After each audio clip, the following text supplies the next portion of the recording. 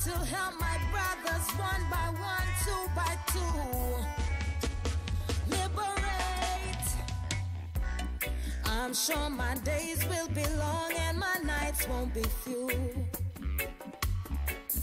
Through the vision that's in me, I can see it clearly, that there is gonna be peace, love and harmony, black understanding among my people. Oh yes, among my people. We're gonna jump and shout, Black Liberation Day. Oh yes, we're gonna sing and shout, the right understanding day. Oh yes, we're gonna jump and shout, Black Liberation Day. Oh yes, we're gonna sing and shout, the right understanding day. Oh yes. Many people will try to cut you down, trying their very best to rearrange you. But no matter what they do, they won't conquer you, matter what they do. We're gonna free our brothers. We're gonna free our brothers. We're gonna love our brothers. We're gonna help our neighbors. Then we're gonna jump and shout, Black Liberation Day. Oh yes, we're gonna sing and shout, the right understanding day. Oh yeah, we're gonna jump and shout, Black Liberation Day. Oh yes, we're gonna sing and shout, the right understanding day. Oh yeah.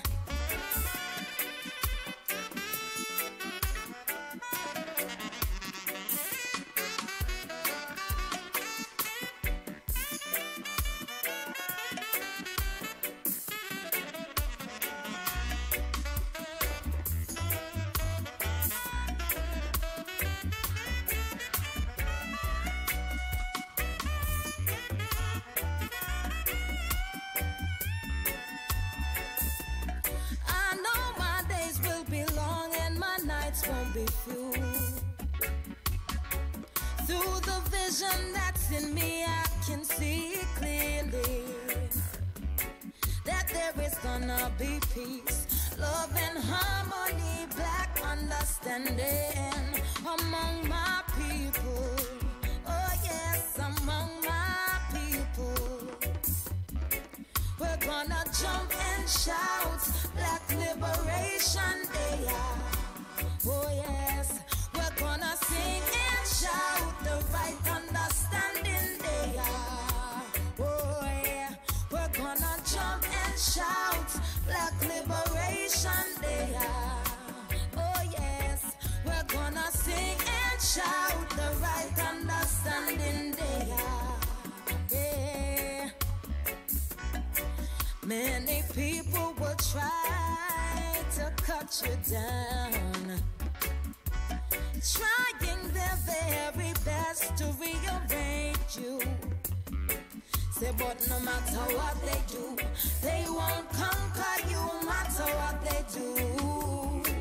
We're gonna free our brothers. We're gonna free our brothers. We're gonna love our sisters. We're gonna help our neighbors. Then we're gonna jump and shout, Black Liberation Day. Oh yes, we're gonna sing and shout, the right understanding day. Boy, we're gonna jump and shout.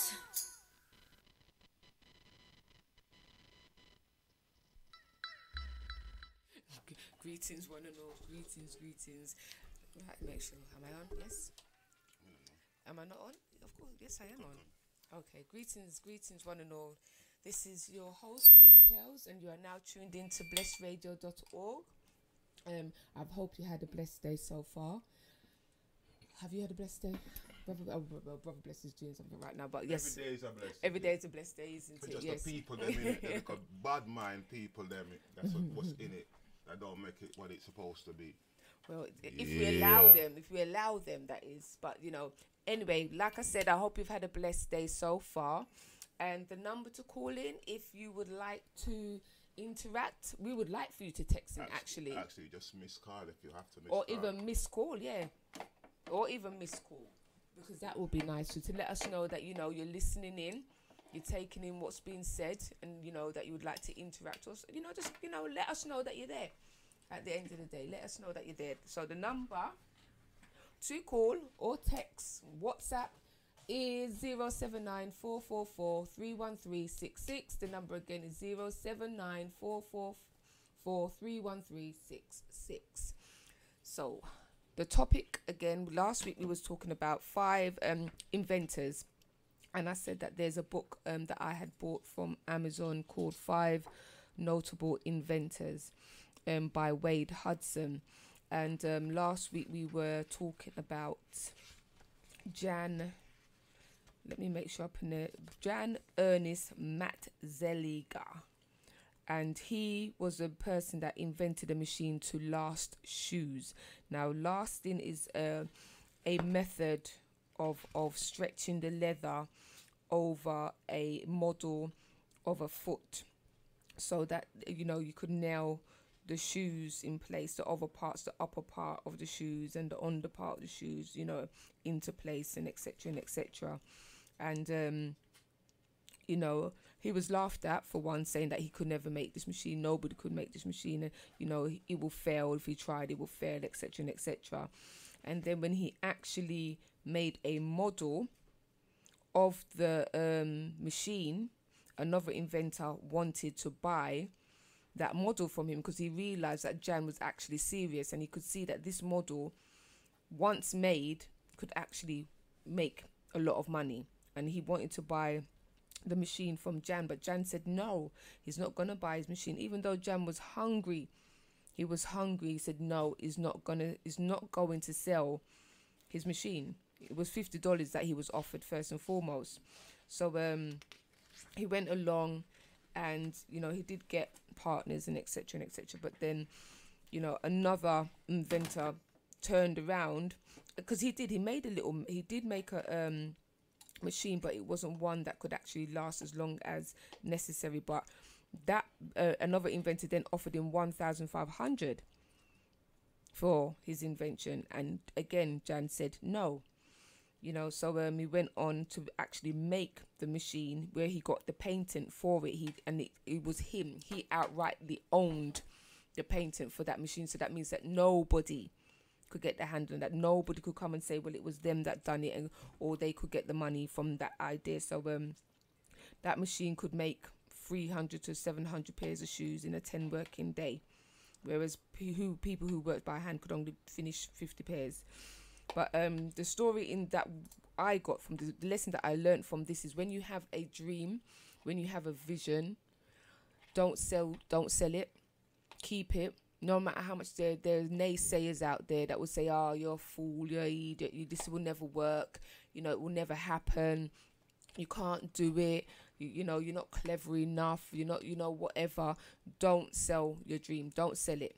Keep on with it. Just keep on persevering. There's going to be some serious hardships that may come along the way, etc. and etc. Some serious hurdles, some serious bumps in the road. You're going to get discouraged. You're going to feel like you just want to go to your bed, curl up in a ball, and just cover up yourself and don't come out. Or lock yourself in the house and draw your curtains and never come out. And drink, or do whatever. You understand? Whatever. However depression takes us sometimes. You understand what I'm saying? Lock people off, close down your heart, whatever it is, however it go. Yeah, but don't let the negativity of others destroy your dream, or stop you from going forward with what vision you have. Keep persevering, keep on doing, because where there's a will, there's always a way, and you will succeed. Just keep succeeding. And I even talk to myself when I say that, because I've started my own business. I've started my own thing, and it's hard. It's hard. Sometimes I think to myself, am I mad? Let me go back and work for somebody. But I knew the reason why I stopped working for somebody, because I knew I know I've got a dream. I've got my vision. It's very clear. I'm not deluding myself. I'm not, disillusioned. I can see it clearly, and I know that I'm going to persevere with it. So that's the lesson that I got out of Jan's hard work and perseverance, and just the mere fact that no matter how much money he was offered, he wasn't selling it. He was not selling his invention. No matter how hungry he was, he wasn't selling his invention. Food was not more important to him than that invention. And enough respect to Jan, because there's enough people who will sell out for less than that. They will sell out for less than that. So, enough respect to Jan for that. I've learned a big lesson from that, and that's actually quite strengthened my mental resolve, not to give up easy, not to just flake out. I have to say flake out, because sometimes we can just flake out. But yeah, I learned a big lesson. So today, the inventor that we are going to be talking about, the other inventor we're going to be talking about, is no other than Madam C.J. Walker. And I don't know if any of you out there know who Madam C.J. Walker was, and she was the inventor of hair care products. She invented other, so we're going to be talking about Madam C.J. Walker. But first and foremost, we are going to take a little break, and we'll see you on the other side.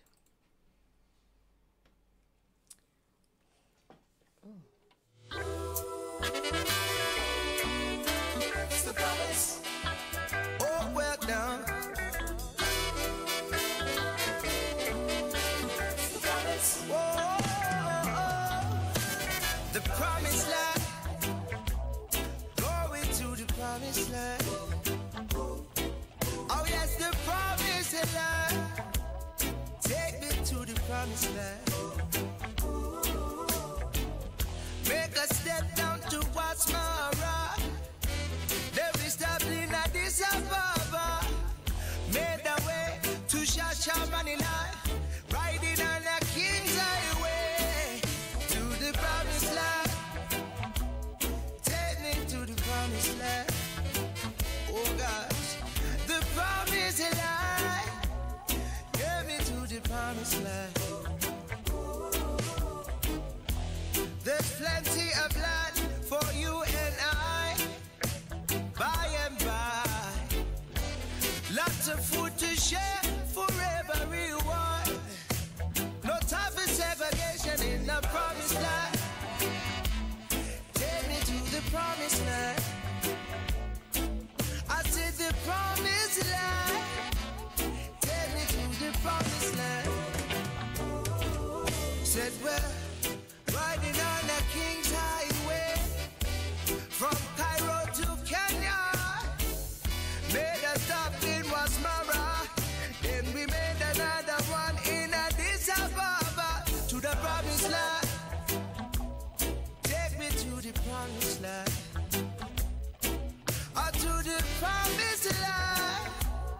Take me to the promised land. Then I said to myself, give a thanks for the prophet God. For he gave me the teaching so I could see the reality of my true being. I live it here. There's a lot of work to be done, oh gosh, in the promised land. Yeah, talking about the promised land.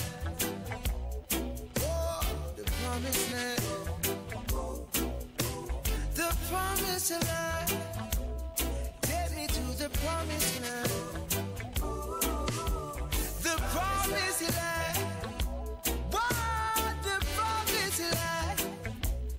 Take me to the promised land. Oh God, the promised land.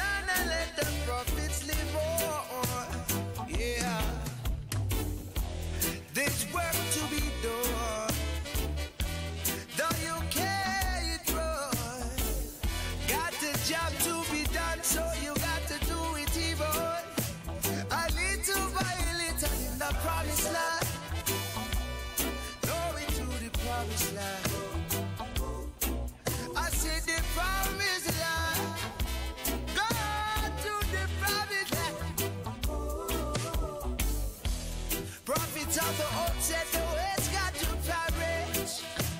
Yeah.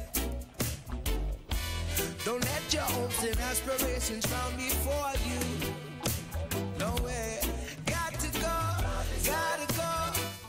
Once again, that number to call is 07 9444 31366. 07 944 31366 to join in a conversation today. Miss call, an app, text, call in, whatever you choose, just interact with us. Yep.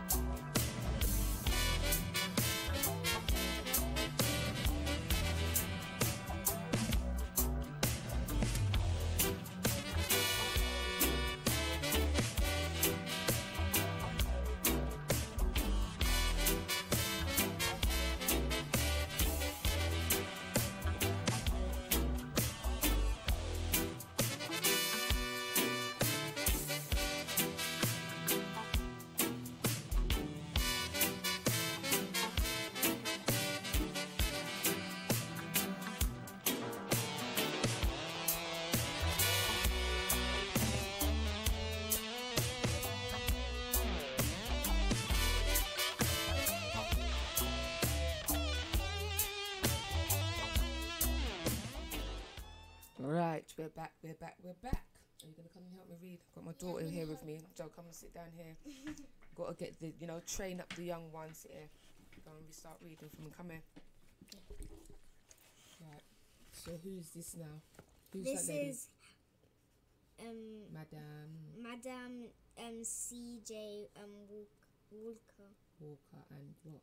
A millionaire inventor born 1867, died 1919. That's right, go on. A common problem helped to start Madame C.J. Walker's what's this? Career as an inventor and businesswoman. Mm-hmm. Her hair had begun to fall out, so she invented her own hair grower to stop it. She invented another hair care product too. She set up her own company to make and sell the products. During the time she lived, this smart woman became the richest black woman in the United States.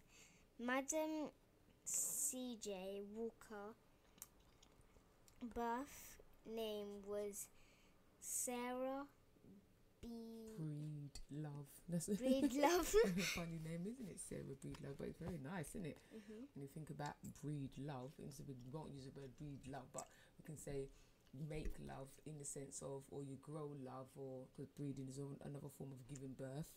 So that's a nice, giving birth to love. Yeah. But then let's stop and let's go back to what she said. She said because she had a problem, isn't it? Yeah. That's what helped her to start her own business, because she had a problem. So what we can learn from that, when you have a problem and you find a solution, then you become one of those people who, if anybody else has a problem, you can come up with a solution for that problem, isn't it? Mm-hmm. Yeah, you can, can't you? Mm-hmm. So where there's a problem, there's always a solution, isn't it? That tells you that if there's a problem, there's also a solution, isn't it? Yeah, and because she found the solution to the problem, she became the richest black woman, isn't it? Yeah. In the United States. So did she also say no, she didn't want to sell her stuff, so that well, let's go and see. We have to read the story. So go on. She was born December 23rd, 1867. Her mother and father worked on a large plantation in Delta,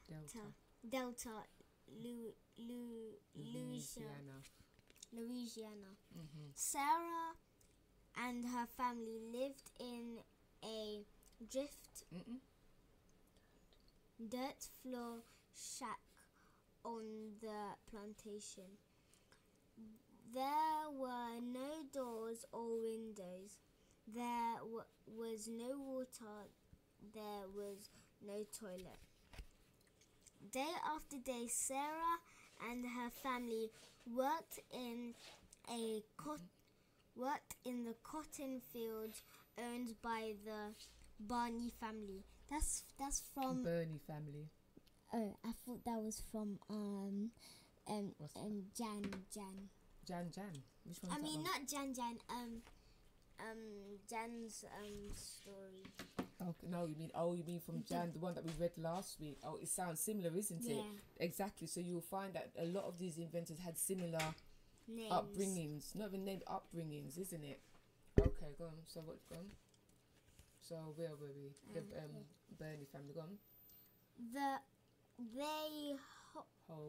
They hold grass from around the cotton plants. When the cotton was ready to harvest, they picked the boil from the plants. The workers had to bend to search the plants. They often stayed in a bent position for hours. Could you imagine how their back hurt them? Yeah, look like that. Can you see that? Yeah.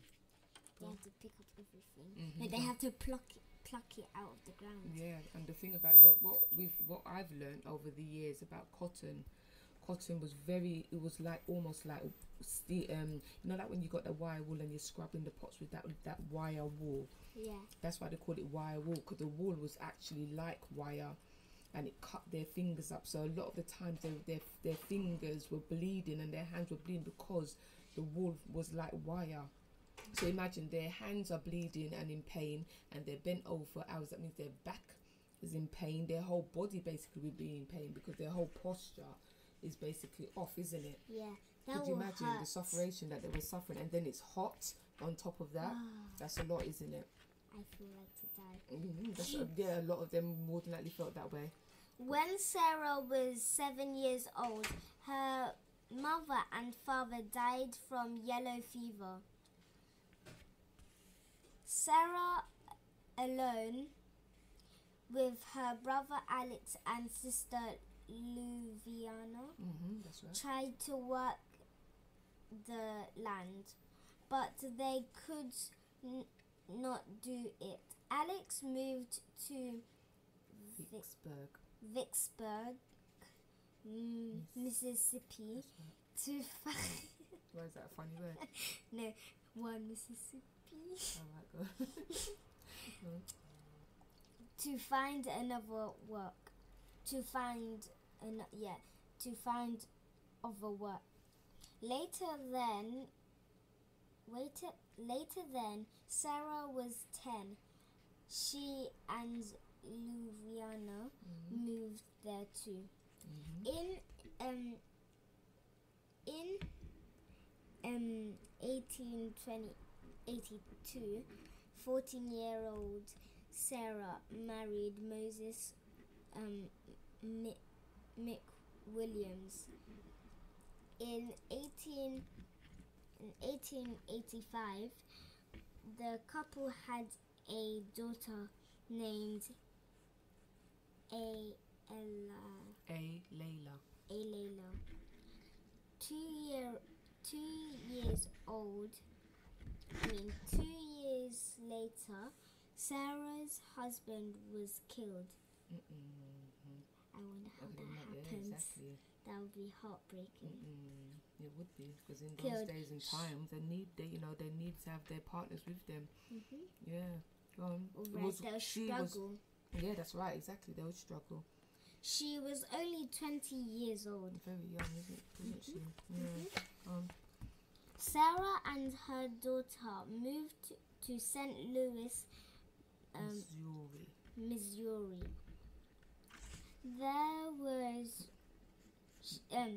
There she worked as a cook and laundress. Yes, that's right. During the difficult time, that would be difficult because her husband got killed. Yeah, that's right. So this is the reason why this next thing happened to her. Go on, read it. Yeah. During this difficult time, Sarah's hair began to fall out. Nothing she tried would stop it. She's under severe stress now and depression, and she's grieving the loss of her husband.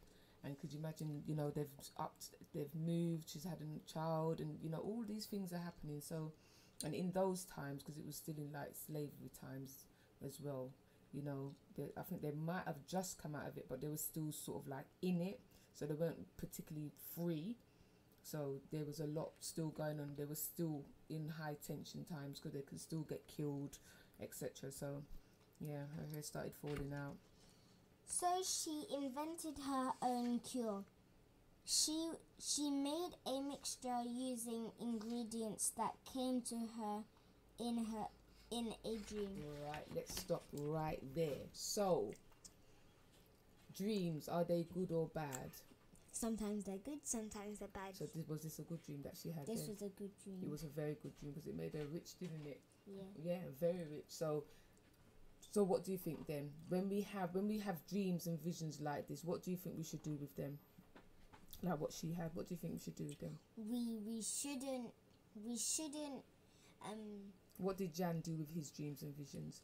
He never wanted any money. Although he did starve for many days, and that's what I think won't happen to her, or it will happen. But you should never sell out your dreams. That's right. You shouldn't. If you starve, just starve. It doesn't matter if you die because you're still a good person. No, you don't want to die. You don't want to die because you won't die as long as you're drinking water, drinking fluid. But Sarah had no water. Little something. Who said she didn't have water? It says it Where? in here. Does it say she didn't have water? When she was in that dirt place thing. No water. Then gone. Windows, or there was no water. And there was no toilet. You see, I'm so happy. See, I'm testing you to see if you know what you're talking about. So, her dreams. It came to her in a dream. So, on a serious note, many of us have dreams. Many of us have visions. But we don't believe ourselves. We don't believe in ourselves that we've seen the dream or we've seen the vision. You know, we put it down and we put it aside for years sometimes. Years and years and years. And we go around and we go around and we do this and we do that and we go on and we try to do something else. Sometimes successfully to a certain point, sometimes not successfully. And we go on and go on. But every now and again, that dream and that vision will come back to you. Every now and again. To remind you, I'm still here. This is what you're supposed to be doing. This is what you're supposed to be getting on with. And then you either choose to push it back to the back of your mind or start, keep it at the front. And keep it at the front of your mind and start doing something about your dream and your vision. So a lot of people will find, if they're really honest with themselves, they're not really and truly happy until they are actually following their dreams and their visions. If they're really honest with themselves, they will know that they're not really happy until they're pursuing their dreams and their visions. So, okay, so it came to anything. So what do you think she done with her dream anyway? I think that she never wanted. So it said here she made a vision. So she made it anyway. She made the mixture that came to. So okay. So then, what was the results, I should say, of her following her dreams and her visions? What does it say here? Sarah was surprised at how quickly her hair grew back. The mixture worked for her friends too. These two. So Sarah decided to start her own hair care business. Right. So there's another lesson there again. So there's another lesson there again. She followed her dream, didn't she? Mhm. She used the mixture, didn't she? And the mixture worked. It didn't only just work for her, it worked for her friends also. So in that lesson there, sometimes when we hold up our own dreams and visions, we are also holding up other people's blessings as well. So like there was somebody that needed a cure for an illness, and we got that cure in a dream or in a vision, and we never worked on that dream. We never worked on that cure or whatever. That means that person could be sick and die, isn't it? Mm-hmm. But if we was just, obedient to that dream or vision and just did that, that person could get that medication and be okay, isn't it? Or millions of people, because her business helped millions of people, didn't it? Mm-hmm. So when you have your dream and your vision, and you see it's not basically only just for us, it's also to help other people as well, isn't it? Yes. All right, then go on. Sarah decided to start her own hair care business. Right. In 1905, Sarah moved to Denver, Colorado. She had very little money saved, but she used it to buy things she needed to start her business. She and her relatives worked in the attic of her home. Go on. Yeah, go on. There they filled many jars with her mixture. So, right here it said that she had very little money, isn't it? Yes. So that's telling you that if you want to start your business, you don't have to have lots and lots and lots of money. You can just start out with the little and just buy every now and again all the little things, all your little equipment, all the ingredients that you will need, isn't it? Yep.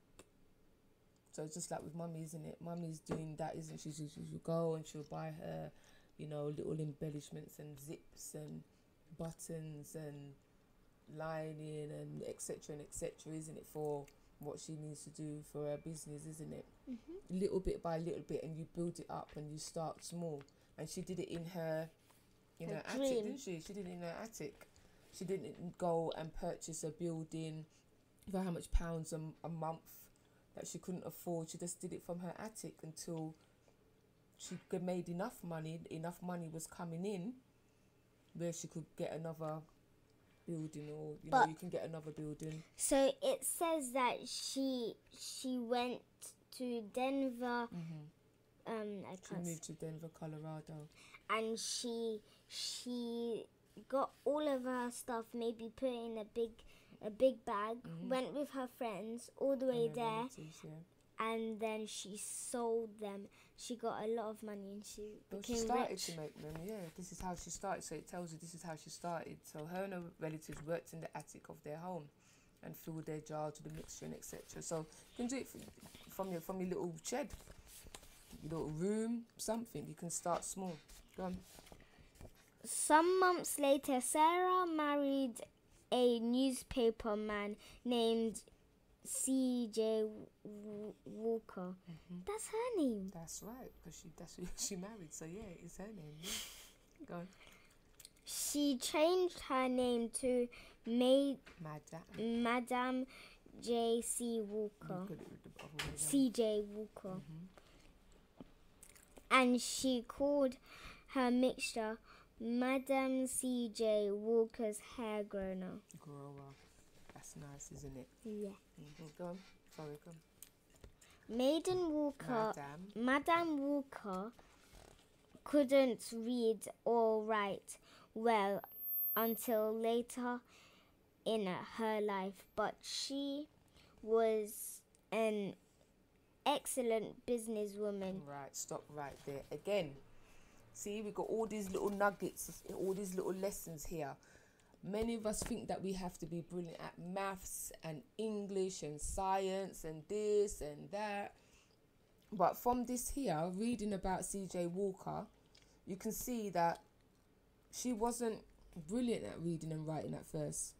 But that didn't stop her brain from working. It didn't stop her from knowing how to go about doing her business. Because sometimes business is all about being people friendly, knowing how to interact with, your customers, your clients, people in general.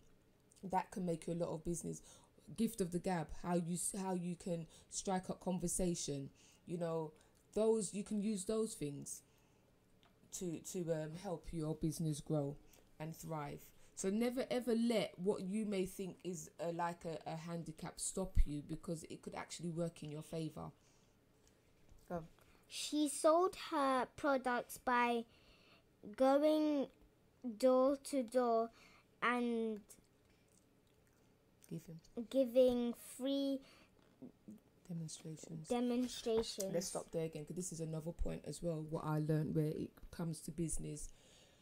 Sometimes, if not all the time, in order to make money, especially when it comes to products like when you're making your foods, if you're going into your juices and your wines and teas, skin products, even making clothes sometimes, bags, whatever it is, sometimes it is always good to give samples. Give samples so that people can taste, people can touch, see, wear, model it for you, advertise it for you. Sometimes it's really good to actually do that, because in giving, you receive. And that's something I believe in strongly. Sometimes in giving, we talk about giving, you have to know who you're giving to, of course, but sometimes in giving things for free, you will get back. It will benefit you. Like I said, it depends on where you're giving, who you're giving, etc. and etc. Not just to give just for the sake of giving, but strategically knowing, what you're doing. You get back your returns. You'll get it back. It can help your business to grow. As the business grew, she created more products. She began to sell the products by mail. That's like eBay and Amazon. She sent up to her own. She set up her own factories and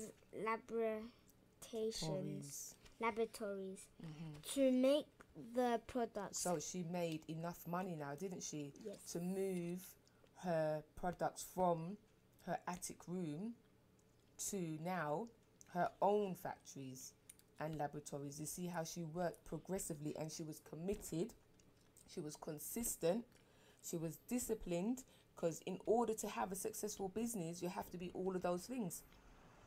You get what I'm saying? You can't just lay around in bed all day and then get up and think, okay, I can just make one product today and, slap that ingredients together and, however it comes out, boy.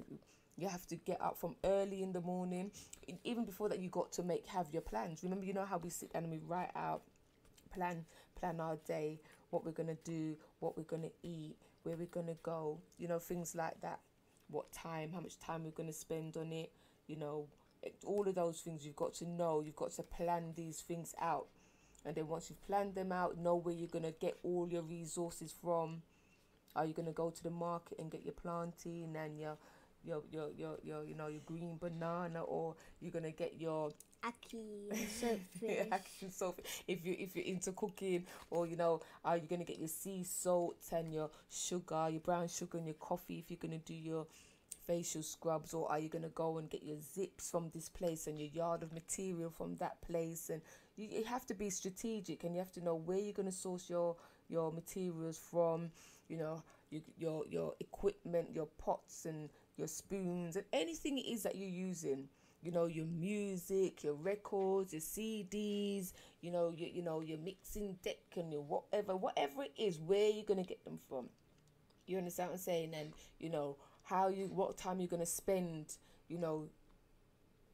honing your craft, if you get what I'm saying, learning, like with you, when you start doing your sewing now, you're going to have to learn how to cut your patterns, and you're going to have to You understand? You have Use to my be sewing disciplined. machine. Yeah, you're gonna have to be disciplined, aren't you? You're gonna have to learn how to do your straight. And so these are all the things that she's done in order to now get her factories and her laboratories, isn't it, to make her products? So go on. Laboratories to make the products. That's it. Go on. She opened beauty parlors in cities in the United States, the Caribbean, and the South Look America. at that. So that's 3 places. Because you know the United States has got 51 states in it, so that's a lot of money already. What? Yeah, that's a lot of money already. And then the Caribbean, depending on which part, again, that's a whole lot of money. And then in the South America, oh my God, she was really definitely making a whole lot of money. And she also established training schools for the people who worked for her. So isn't that brilliant? Yes. She didn't just keep it all for herself. She now decided that she was going to go on and train other people, isn't it? And that's one of the best things that you can ever do with your products or your dreams and your visions, your skills, is to pass it on to others, train others so that they can then learn and pass it on to their children, grandchildren, etc., and go on and go on. And that's how you build a legacy for yourself as well. Yeah, that's how you build somebody, like a remembrance of, you know, this is what this person taught me and this is what she stood for, and etc. and etc. Yeah. In 1910, Madden Walker moved her company to Indianapolis, India. The company Indiana. The company continued to grow. By 1919, she had 25,000 women working for and that is a the whole company. lot of women, isn't it? Go on. The Madden C.J. Walker manufacturing company had become the most successful company owned by an African American woman. I keep saying Maiden. I know. It's a nice name. Madam C.J. Walker became the first black female millionaire. So what did you get from that? Go on. From this text. Yeah, from this stuff. So what have you got from this so far? What do you think you should do with your dressmaking skills that you have, and how you make your dolly clothes, and you make your model fruits and things from clay? What do you think you could do? How do you think you could make this into a business for yourself? I can start by asking people if they like crafting, sewing and stuff, and I can show them what I've done, give them some papers, write on it, sign up for them to understand what they can be. They could be a millionaire, they could be billionaire. I don't know if that's true, but they can do hard work and perseverance and smarts, you know. And you should never give up on your dream, because it might actually come true, and you can actually make the money that you need to buy your stuff and do more things, so you get even more money. Okay, and then you can help other people, can't you? Okay, go on. This is all the people. That's all the people that worked for her. So the ladies. So we're just looking at this book. So again, the book is called 5 Notable Inventors by Wade Hudson, and you can get it on Amazon. I can't remember how much I paid for it at the time, but it's basically a book for schools really, and I bought it so that my children could read it in layman terms, because sometimes you get certain books and it's just got all these big words, even though they need to learn big words, but I wanted them to be able to grasp it in layman terms first, and then as they got older and more interested in it, they could, you know, research these inventors in more in-depth other books and, you know, things like that. So it's 5 notable inventors, and in the book it's got five 5 different inventors. So last week we spoke about Jan, who invented the machine, the lasting machine, which is, you know, the machine that stretches leather over a model foot so that he could actually nail the parts together to make the shoes. And he didn't sell out his idea. No. Even though he was offered first and foremost $50, he said no, and then he was offered $1,500 and he still said no, even though he was absolutely starving. He still didn't sell out, did he? No, he didn't. And so the same thing here with Miss Madam CJ Walker. She never sold her dream, neither did she. She worked on it until she became a millionaire. So go on, keep reading. Madam CJ Walker always found time to help her people. She donated money to many blacks or organizations and black schools. She gave to the needy. Right, let's stop there. So this is another lesson for you as well, for all of us. When we make our money like this, we should try and help our other fellow man, shouldn't we? Yeah, we should do. I know a lot of people, you know, sometimes when you hear on the lottery, people start getting all these sub-story letters about, you know, how their house is dead and their cow fat and all the rest of it. But sometimes you can see a genuine need, and we need to help our people. We can't just keep our resources to ourselves. We need to help each other. We need to build each other up, isn't it? Yeah, we can't be selfish, can we? No, we shouldn't be selfish. We should help. Sometimes we've got to help our other brothers and our other sisters to build them up as well. You understand what I'm saying? Because they've got children, grandchildren, great-grandchildren, things that they need to leave legacies for, and they can go on and help other people as well. Enable them to help other people too. Yeah? So when your business grows, because it's going to grow, I know you're going to be famous. Yeah, not for famous just because you are, because I know you're that brilliant. Yeah, you must always remember to help your brothers and your sisters. I'm not just talking about your blood brothers and sisters. I'm talking about your fellow people. Yeah, your friends and etc. Family and whatever. Yeah. So that's a lesson that we've all got to take from. We've got to learn to help each other and build each other up. So she gave to the needy. Yeah, go on. Next one. My object in life, she once said, is not simply to make money for myself or spend it on myself. I love to use a part of what I make in trying to help others. And this is the reason why, again, she was so blessed and she was so prosperous, because she actually did take part of her money to help others. Yeah, so you know, again, it's always nice to take a little bit of your money to help others, isn't it? So what do you think, Brother Bless? Did you hear? Was you listening in? What did you gain from that? Me? Yeah, From what? from Madam CJ Walker and her business. Did you Yeah, but what did she do? She invented hair care products because her hair was falling out. Okay, she was there was a black woman that became a millionaire through. She was the first black woman millionaire through hair products. That's right. Yeah, so Madam it's our CJ own Walker. people made her rich. You know what I'm saying? And sometimes we need to look at, if we start investing in ourselves, instead of investing in a Raja and Abdul and Muhammad, right? And I must say, sorry, my brother, let me pause there. Thank you to my daughter for such beautiful reading and such beautiful reasoning. Thank you, my daughter. Yeah, it was good actually. I didn't bother interrupt because I thought it was nice, you know. Oh, bright light. Bright. Yeah, I thought it was all right and thing, but yeah, a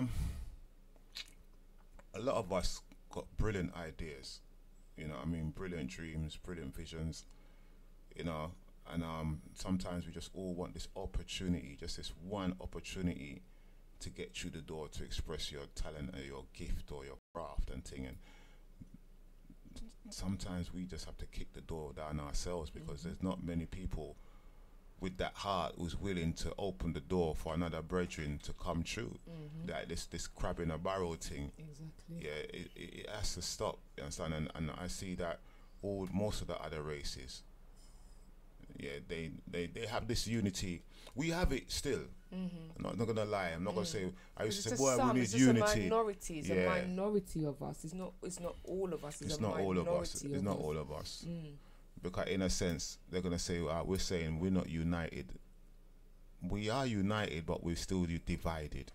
We're united in pockets. So you'll find like, oh, the Christian, them are one. You know what I mean? As black people, they're all together, most of them.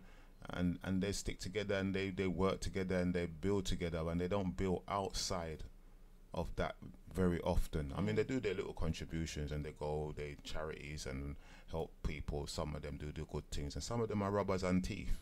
You know what I mean? But they still have their circle where they work together as a team.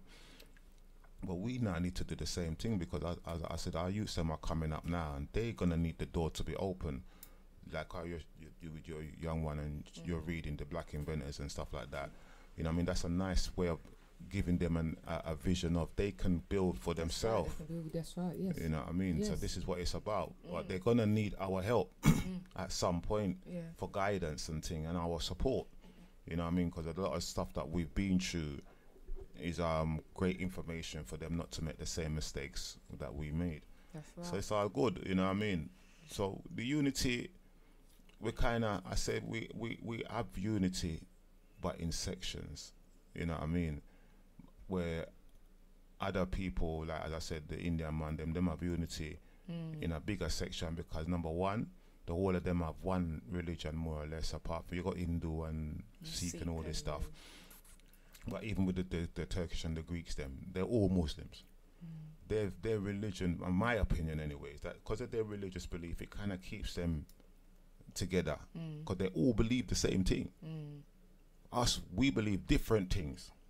Some believe in a this, some believe in a that, some believe in a the other. You understand? And through our belief system can cause division between us. So when they're talking about unite, it's not easy to us to, for example, you tell a black Christian to unite with a black Muslim.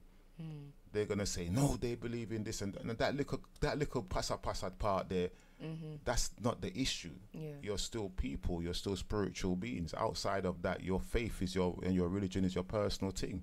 And because we're merging it with us as a people, I mean, obviously you are your religion still, but you know what I'm saying? It's like, but do you think it's you are your your personal religion? thing. Do you think really that you are your religion? Well, it's the religion thing, as I said, that is, from my point of view, is like, I sit down with if we sit down with a Muslim, a black Muslim and a black Christian, they will not really see eye to eye to a degree. You understand? You got your different belief system, and that belief system that's where the division is. But I think for me personally, if I'm gonna be working with somebody, I'm not looking at them as their religion or whatever. I totally bypass all of those things, and I look at them as a person, their skills, mindset, you know, capability, and etc., and how we can use those things to work together. Yes, that's the right way to look at it. But then, so make you go into join a church organization, a black church organization, whether Seventh-day Adventist, Pentecostal, or whatever, and you say, yeah, this is what it is, but I'm a Muslim. They're gonna try and convince you straight up that your Muslim belief is wrong. They're not got no right to convince you what is right or wrong for you. And this is automatically the beginning of the division. I've been to many churches, and they're trying to convince me what I'm dealing with. No, that's not the right way, because this man was this and that man was that, and I was this like you, and now I've turned to Christ. And they're just trying to convince you all the time to walk on their road. Their road is the right road. You understand? And I'm saying, like, we are spiritual beings, you understand? And we're dealing with spirituality. So whichever road you choose, you know what I mean, it depends on the contents of your heart. You can give somebody a knife, yeah, for example, as a religious belief. Here's your knife. Now, you must believe in this knife. What are you going to do with this knife? You can use the knife to cut down plants and trees to feed yourself, to use it for cooking. You know what I mean? You can use it for all different things, or you can use it to take a life. So are you saying that with the Muslim, Christian, whatever it is, just say they are nice. One God, basically. It's one creator, or say one divine spirit. You could say God if you want to say God, but I would say there's one divine spirit that is in all of us. All of us have something in common as human beings or spiritual beings on the earth. Number one, we breathe the same air. We don't have the same blood. Everybody can say we all have the same blood. No, we don't. No, we have red blood, but we don't have the same blood. Yeah. You know what I mean? But we are spiritual beings. That's one thing that we all know. When it comes to spirituality, all of us has a chance to tap into that spirituality, whether you're black, white, Indian. So you don't believe that there's many different gods, that people all serve different gods? There is different gods. And they're not the same gods. They're completely different gods. There is completely different gods. Some people worship elephants. Some people worship plants. Some people worship trees. Some people worship the man and the cross. Some people worship the cross itself. You know what I mean? It's up to them what they want to believe in or what they want to worship. But if apart from the worship part of it, it's still spirituality. They've just put a name, a face, or an object to it. You know what I mean? But for me personally, I don't see it as it would be the same spirit as the divine spirit. Yeah. If it's an elephant or a dog or a cat or a... then supposing now I meet you, so what I go on, baby? Yeah, what I go on. And and I say, then make me you got to the... You are Christian and I believe in tree worship. I'm not going to change my mind. You're not going to change your mind. Can we still get on? We should be able to get on. We should be able to get on. But in some cases, some other people force their religious belief on the next person.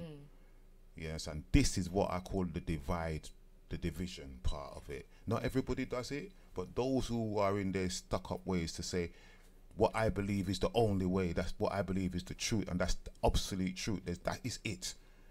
That mindset there is, to me, kind of cause a little division, because if one don't want to accept that, if you want to believe in Christ and it works for you, I respect that. Me and you still brethren and sistren. Me and you can still build a house together. You understand? I don't mind walking into your church and stand up and listen to your sermons. Can you walk into my mosque and stand up and listen to my thing? You might say no. Why are we divided? We're now there.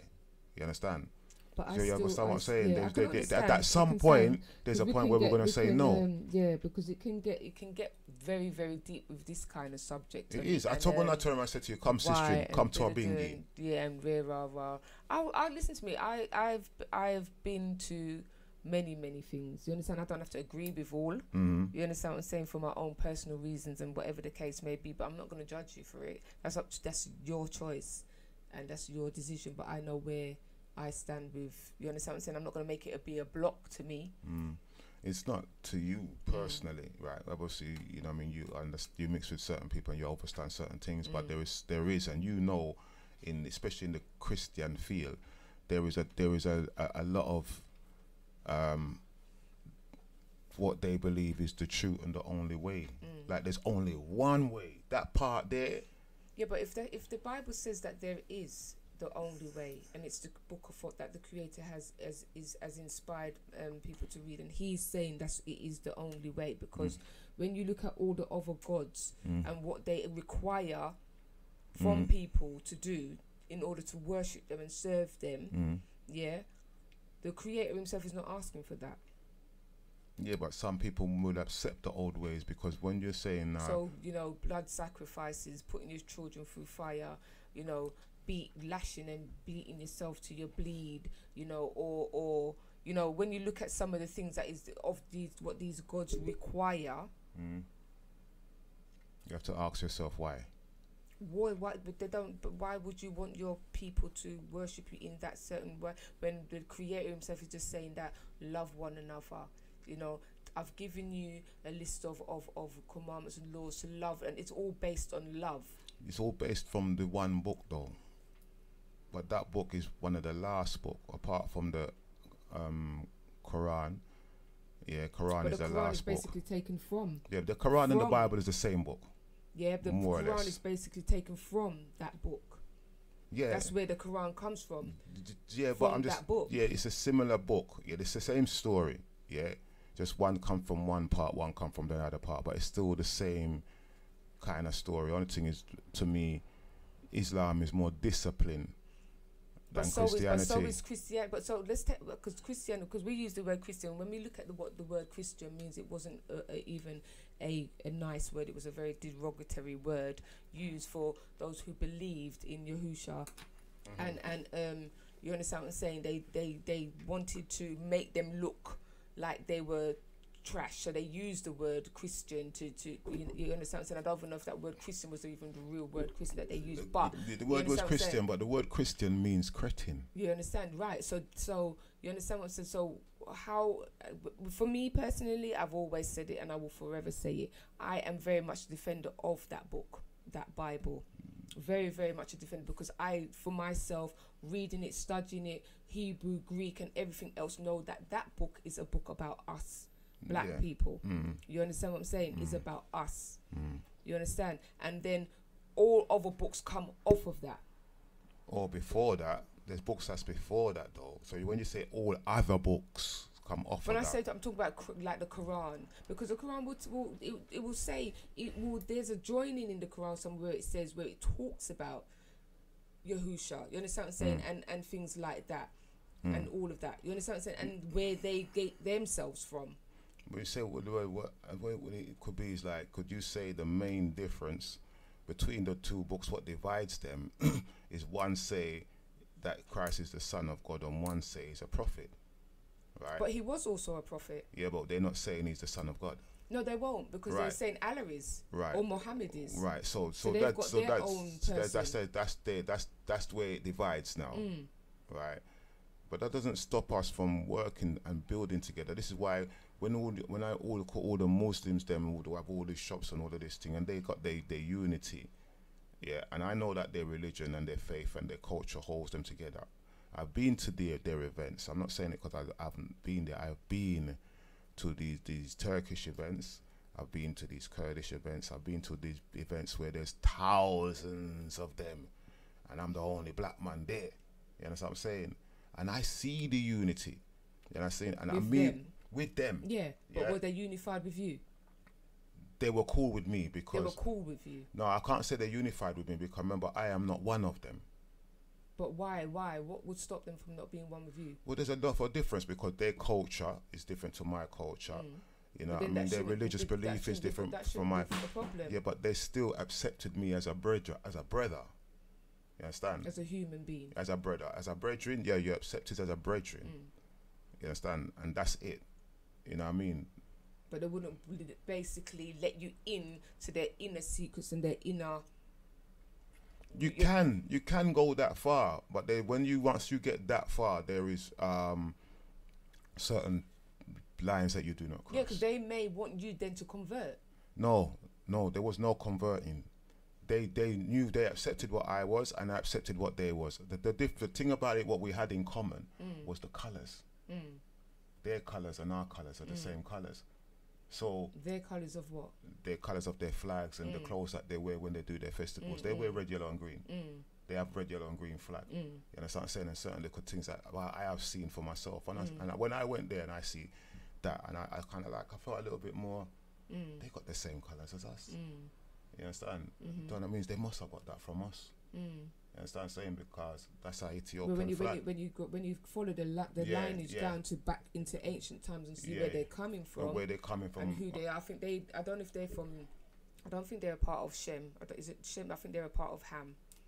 Those people are a part of Ham, and when you go back and you study where they are, where they branch off from, they are still a part of the Abrahamic line. So.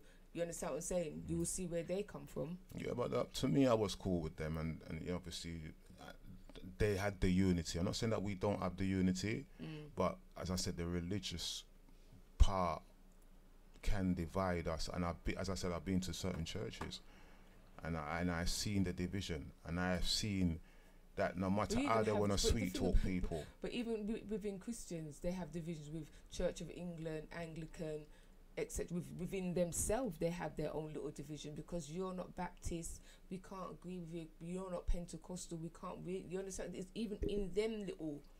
yeah, but they're all Christians. That's what don't make sense.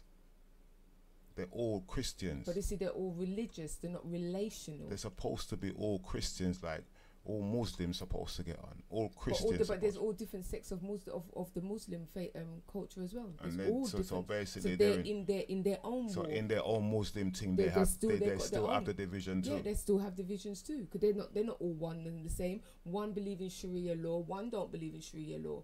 You understand? And there's other sects of them as well. So even within the Muslim, even in Buddhism, they still have their own little things going on. It's not just the Christian. It's not just in each and every single one of these religious things. They still have their isms and schisms. And this is why there should be no religion, because the Creator says He wants a relationship with us, not a religion.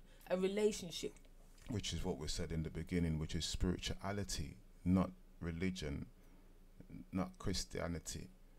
As a Christian, not Muslim, just spirituality, just spiritual. If you take away the name, take away the name. We're not just going to talk about Christians because just Muslim, or take it away, because, like I said, we can't just keep talking about Christian. We have to talk about Muslim. We have to talk about Krishna, Buddha, Allah, every single, whoever it is. They all, at some point in time, will turn and say, "I want you to convert. I want you to do, and I want you to do." At some point, all of them do that. I had that problem with Jehovah's Witness one time, where I used to go to their thing, see what I go on, because you want to know what I go on. I used to do the Bible studies and make them come every week and all of this stuff. And the Bible studies was quite interesting, right? But then it came to a point where they said, right, now you got to make your mind up. Either you're going to be part of the Brotherhood and join Jehovah's Witness or not. And I said, like, what? You can't give me an ultimatum. You understand?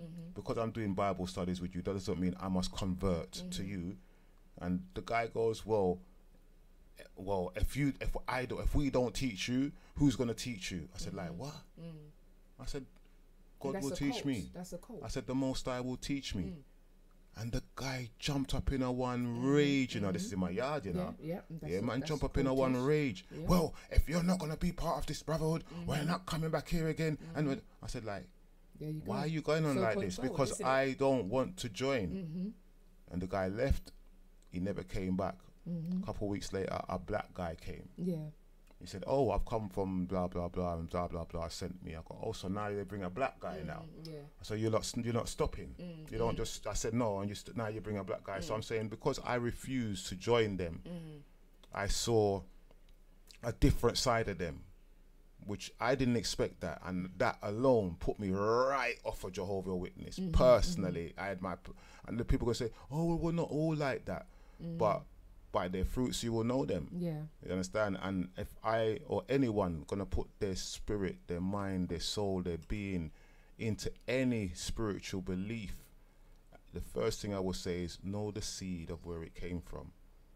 Know the root of where it came from. I always say this: if you're putting yourself into something, giving yourself to something, know the root of it. Know where did it first come from, and then work your way forward from there. You know what I mean? Because some people just jump into something and don't realize when you go back, you realize it was some cult or some devil worship. You understand? You don't realize there's so much things what are people involved in, and they think it's all good and nice and sweet. But when you go back in time, I found some religious systems, I'm not even going to call their name, but some of them had children sacrificed in the past. I'm not talking about in the 70s.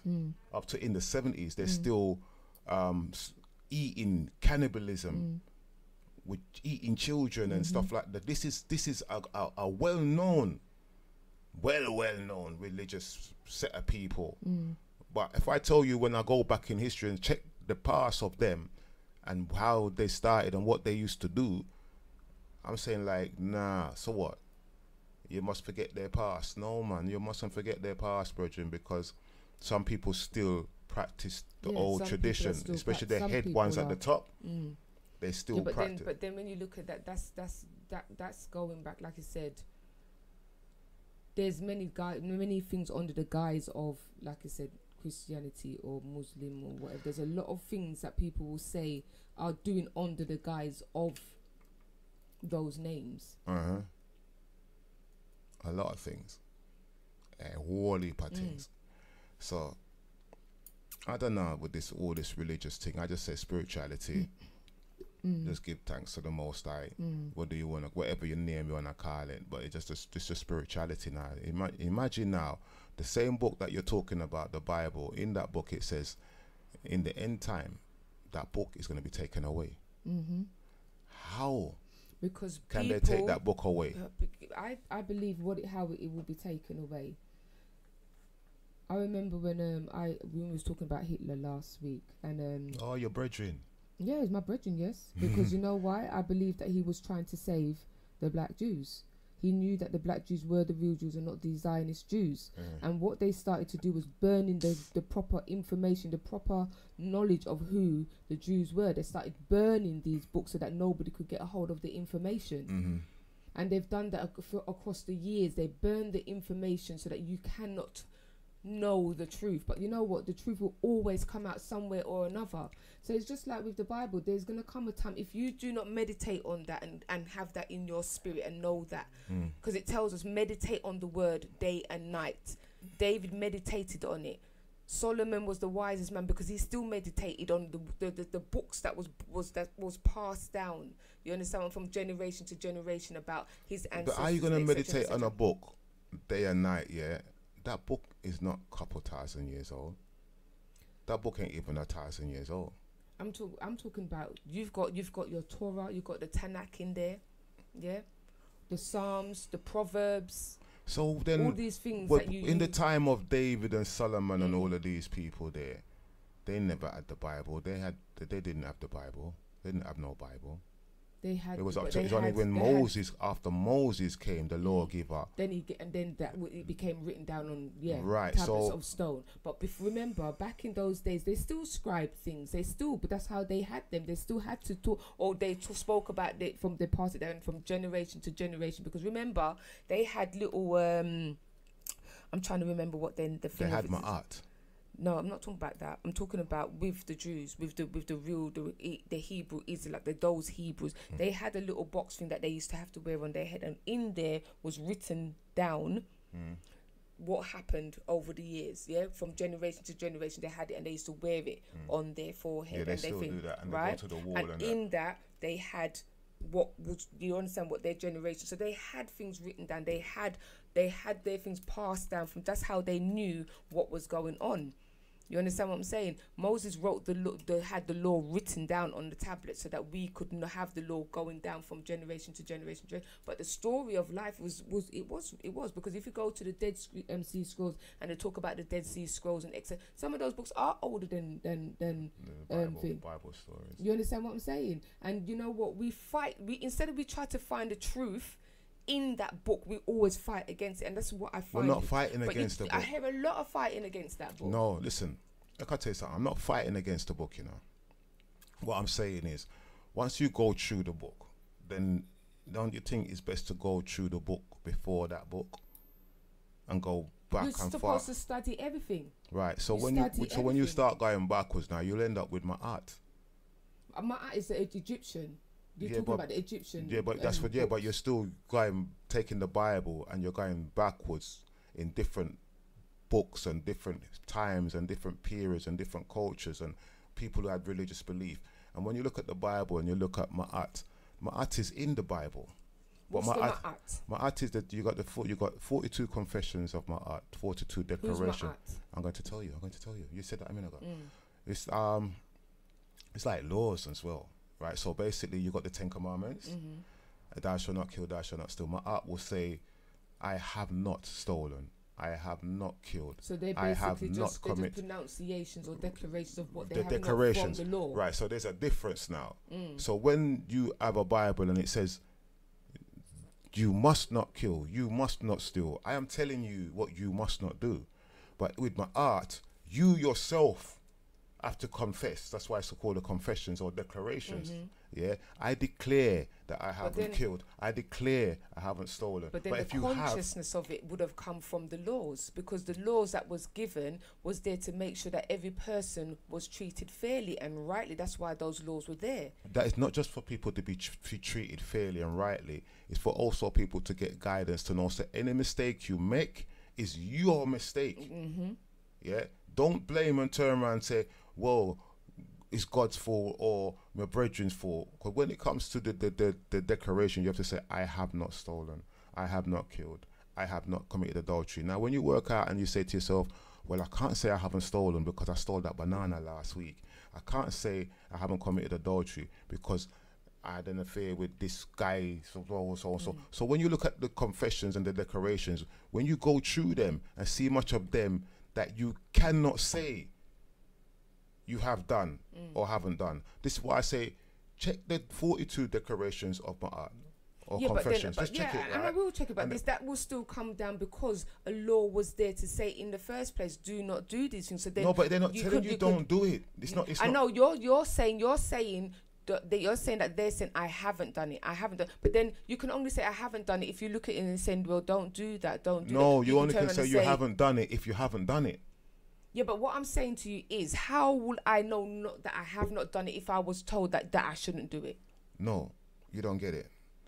You already know the declarations before you even, for example, give an example now. I will give you the declarations. There you are, 42 declarations. You know what they are. Have you done any of them? Have you committed any of them? But then how will you know? Because you will know about it. Like I said with the law, right? The law will say, if you speed across this thing here, don't go past 20 miles per hour. It's telling you don't go. Right, so it says 20 miles per hour, you can only go to 20 miles per hour. You understand what I'm saying? Suppose you don't know that you can only go 20 miles out, so you're just speeding along and you speed. How will you know you're not supposed to go 20 miles? Because it's a teaching. Somebody else would have taught you this before you even jump in the car. You understand? Somebody would have told you, all right, then here's the manual.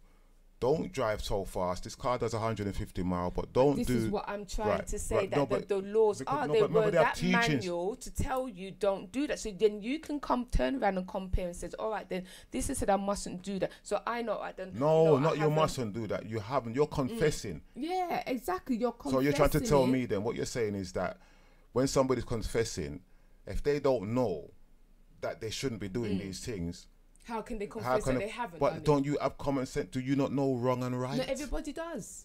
Not everybody does. Everybody doesn't know wrong and right. Not everybody know. Not everybody does. At the time, let's go just layman terms. We're not going to go too deep into the isms and schisms on it. But common sense, on a just common sense level. Not everybody has common sense neither. No, but if you're at that time, everybody's teaching the knowledge of schools and universities, and you've been brought up. You don't just get up one day and say, oh, I didn't know I mustn't do this. You've been taught through your childhood. Exactly. You've been educated not to do this, not to do that, not to do this. There you go. You're saying it. Do not do this. Do not do that. But you're being educated, and that's what I'm saying. That's why I'm saying the Bible is educating. Do not do this. Do not do that. It's the same thing that you're just saying. Yeah, but the difference is, do not do this. Do not do that. Yeah, but the difference is though, it says thou shalt not. It doesn't matter how it's thou. It's still saying do not do that, because if you do that, this is what the consequences is going to be. If you do that, this is what the consequences is going to be. This is what the consequences is going to be. That's what it is. Whether it's thou shalt not do this, whatever, it's still saying do not do this, because this is what the consequences will be. All right. Now, supposing now you have to go before your father, and then the father's going to say, declare the things that you have done wrong and what you have done right. Or just say that off for the thing. You could say, I have not beaten this child unjustly. I have not, because there's a list of them, 42 of them. I got to get it for you and show it. You can you can just actually look it up on, make we go get it, yeah? And then we can have a proper conversation when it's in front of us, because once you see it for yourself, then you can understand, say, it's not directly laws, it's just common sense. You know what I mean? If you're bringing up a child if you're bringing up a child from a youth, you're just going to teach your child, listen, little Mary, you mustn't do these things. Don't do that. Our children, naturally our children Our parents taught us how to grow without laws. No, my parents, from generation to generation, their laws were from the Bible. I don't know how you're seeing it, but I was brought up. My parents never bring me up with any law. They just bring me up with right and wrong and common sense. Which comes from a book that is teaching you principles, morals, and standards. Nah, I'm not talking about them. It was no book thing with us. It was just like you know right from wrong, right? And if you do something wrong, they will tell you you mustn't do that, yeah, because there's consequences. Now you become of age, yeah, of a certain age, you're supposed to know what's right and wrong by the age of 12. Because so you just morally know what's right and wrong. You're supposed to know. You're supposed to know. You don't just suppose, because I'm telling you, if you're born a child and you leave that child alone to grow itself, it's not gonna know no right from wrong, because no one is telling it right from wrong. It's just growing itself. It's just doing what it wants to do. Are you gonna leave a child to grow by itself? This is what I'm trying to say. You can't. So there has to be something that tells you what is right and what is wrong, what to do from what not to do. Then I'm going to give you another example. I teach my children what is right and what is wrong. I never teach them what is right and wrong according to the Bible. Yeah, until later on, when they became more adults, when they became like in their 18s and them thing there, then I will kind of like, you know what I mean, I showed them a little bit about the Bible when they were growing up, but I never actually taught them, say, you mustn't do this because the law says you mustn't do this and there's consequences. I just taught to them in general how I was brought up. We never had this, the Bible said this and God said this and the law this. We were just brought up to know what is right, what is wrong, learn to have respect and discipline and certain things. There was no book thing. There was no law in our house. There was nobody turning around saying, God will punish you if you do the wrong thing. Our parents taught us what they knew without no law. It was just cultural upbringing. What was taught to them by their parents and their parents and their parents, which when we get it now, every generation can perfect so it. So in none of those generations, they never came and said, we read the Bible and the Bible said... No, not me personally, how I was brought up, no. I never know none of that until I went to church. Yeah. But growing up, we wasn't taught about these things. We were just taught respect, manners, right from wrong. If you do something wrong, you get punished and you get told why you get punished. There was no laws, you understand? To say, well, my parents were brought making us follow the laws of the teachings of the Bible, or some people can use Islam or whatever religious belief. We never had that. Okay. You understand? We never grow up with no religious belief. We got church, but our parents was just surviving. You understand? That's basically what it was, survival. Make sure your children them grow up, have manners and respect, know what's right from wrong, and certain little things. After a while, it becomes common sense not to steal, not to rob, not to kill. You understand? It becomes common sense because we was all the combination of everything that our parents taught us. It all comes to a head when you get older, because when you leave home now and some of the things that your parents tell you when you was growing up and warn you about, you say, yeah. You say, one day, you're not going to listen, but you wait, one day, who don't care will care one day, or they always tell you something. But it's only when you get older now, maybe like when you leave home, or maybe after you have your first child, and that's when some of these things start kicking back in. The things them that you never listen to.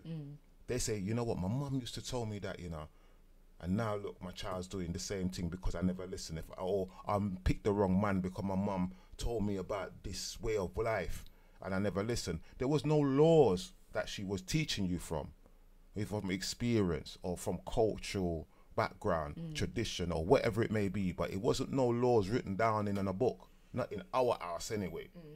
You understand? So everybody's brought up different. You understand? So when some people are brought up with a strong Christian background and they know the commandments, have been taught the commandments from little. You know, there's some people that don't even do that. That don't even got you no Bible thing. I was one of them. I was the only one in my family that went to church when I was little.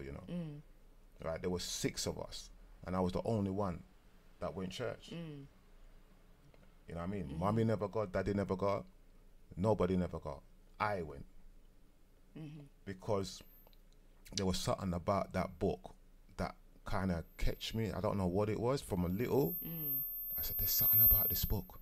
There's something about this story. It's like it's my story. I don't know what it is, but I can relate to it, but I haven't figured it out, but I know it was mine's. You understand? But I didn't understand, but I knew this is mine's. But I don't, as a child, you don't know, work it out. But then as you start going through it and reading it, you start realizing, as you said earlier on, that it's about our people. But before I got that book, we wasn't taught no laws. You understand? So from my point of view, when I'm saying my art to me is like common sense. What my parents would tell me, make sure you're not thief, you know. Make sure you're not robbing, you know. Make sure you're not lying, you know.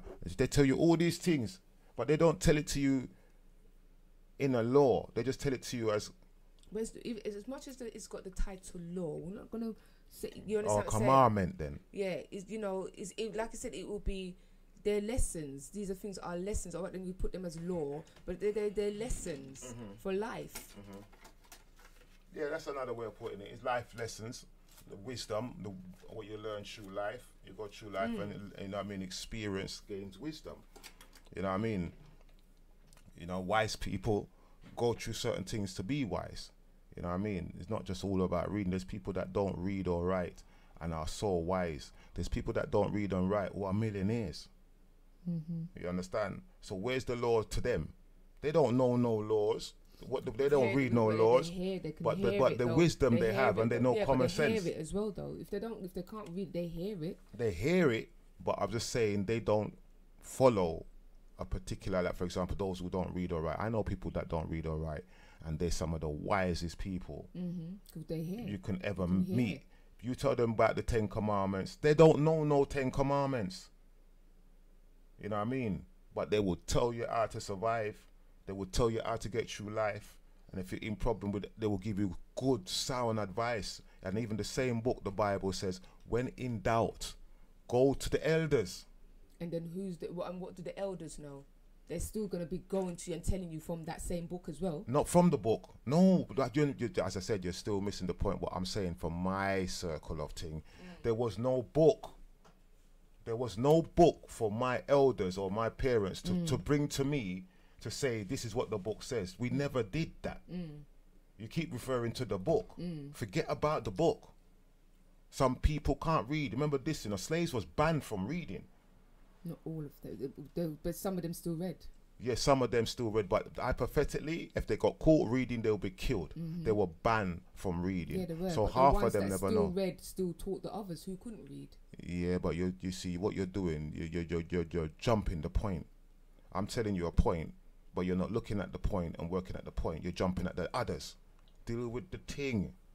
The ones who couldn't read, the ones that couldn't write, but yet they had laws embedded in their heart. You understand? The law was already in them. The law is already in us. We've just grown up in a lawless society or a lawless system, or which we call Babylon or Egypt, and started to walk in the ways of the Romans, and we're doing what the Romans do, and we're doing what Egyptians do. When I say Egypt, I mean like, yes or no, Babylon is now Egypt. It's the new Egypt. We're doing what they say. So it must have changed the thingy. Yeah. Okay. Yeah. So that's what it is, man. You make me forget that. That's the wrong time to give me that. But it's alright. So is this? Yeah, I know about that. Right. So that's my point of view. You know what I mean? When we're discussing a certain thing, you know what I mean, there's certain things that you've experienced which I will not understand, especially with your upbringing, and with certain upbringing like my upbringing, and certain other brethren and sisters like myself who has been through this thing, growing up without this Bible concept, but still knew the law. And the law was embedded in us through the teaching of our parents and our elders. And none of them don't come to me, talk to me about Bible. You understand? Now, even some of the elder Rastas, they don't mention Bible. It's just common sense. Once you link and relate to Mother Earth and look at the surroundings of the creation and the animals and the birds and the trees and how they interact, they have certain ways of living. Animals live a certain way. and you watch them and how they live and how they groom one another and how the lion live with the lioness, and so you just watch these things, and eventually you kind of figure out, so well, boy, they got their way, their structure and their rules and their laws, and they won't allow another monkey from another tribe to come and live with them and mix with them. A lion won't come and sleep with a tiger, you understand, and certain little things. So that means if we look at the laws of nature and nature governs itself, then we supposed to govern ourselves the same way. There is no book. The book is all around you. It's right in front of you, and it's in you. And the Bible tells you, I shall put my laws in your heart. Those who believe in you. Right? So we was already born with this thing in our heart. But when you're born with it in your heart, and then you take that person and place them in a different environment, then the eagle becomes the chicken, or thinks he's a chicken. Don't realize he can fly, and one of the greatest birds in the sky, because he's walking around with chickens. And this is what's happening with enough of us today. Enough of us are walking around like chickens and don't realize we're eagles. I've played this before. Some of the guys who are listening to the shows, I've played it before. The lion is in a cage, and a man comes to the cage and go and give this lion raw meat. This man even goes in the cage and give the lion raw meat. The lion's cool about it. You know what I mean? You have a cat. I was saying this to someone the other day. You have the cat and the mouse sitting together. No problem. You have the cat and the dog sitting together in the same house. No problem. But did the cat know that that mouse is his dinner? He didn't know. But yet he's there playing with his dinner. The dog supposed to run the cat, but yet the cat and dog are player. The dog don't know. Who teach the dog this? We did. You understand? And this is what some religious things do as well. They make you forget that you're a lion or a lioness. They make you forget that you're an eagle. Not even that they make you forget. They are the chicken, and they are the cats and the mouses and all these things. We are the lion and the eagle. You understand? We are these, but they're telling you, no, you got to be a chicken and follow these laws. Be a chicken and follow this book. Be a mouse and follow this book. Or, you know what I mean, even be a cat and play with the mouse. Be a dog and play with the cat. You know what I mean? This is, it's reversed. We need to fly and realize that sometimes the book is a good book. I'm not knocking the book. The book is a very good book. Very powerful book. But we was also getting on pretty well before that book came. Actually, we was getting on a lot better before that book came, because all we had was ourselves. We never had nobody else but ourselves. You understand? Then King James come give you the book. But once you only got ourselves and we can't read or we can't write, we look at nature. You understand? And we learn how to survive. All these inventors that you was talking about, I guarantee half of them watch nature and invent and create. You know what I mean? You see something in the sky, or you see something in a plant, or you see something, some pattern anywhere. That's a lovely pattern. Flowers, all these things is what makes us create. That's how I see it. Wisdom. What do they call it? What's that word? It's like insight. You know what I mean? Some people have that talent. You will have that talent, because if you make dresses, you have to have that insight before you even met the dress. And once you got the material, you said, this material can make a good what? Jacket. Why not a skirt? No, this material will make a good jacket. It's too good to be a skirt. It has to be a jacket. Who told you this? You told you this. The wisdom in you told you this. You didn't need a book to tell you that. You know, so sometimes the Most High puts the wisdom, not sometimes, all the time, the wisdom is within. And even the man them who write the Bible, where did it come from? Within them. So when we could just go back within ourselves and look at the rest of the books them that's hidden in us. You know what I mean? Look at my art that is hidden in us. It's all in us. And a man take it, or men take it and put it on paper, but it came from within. So I look at, why stop at just that book then? What else do we have within? What other, what you call laws, do we have within that we haven't even tapped into? This Akashic records and this higher consciousness, what we have. How much information, because we're going to get wiser, you know, now in this time. So you're getting wiser. You're getting wiser. And also you must notice this. Within this last year, within this year coming up, your wisdom is increasing. Some of the things that you're talking about, it's happening to enough of us, yeah? I don't know if you lot are noticing it, but slowly some of the things that you're coming up with is like, your wisdom is increasing.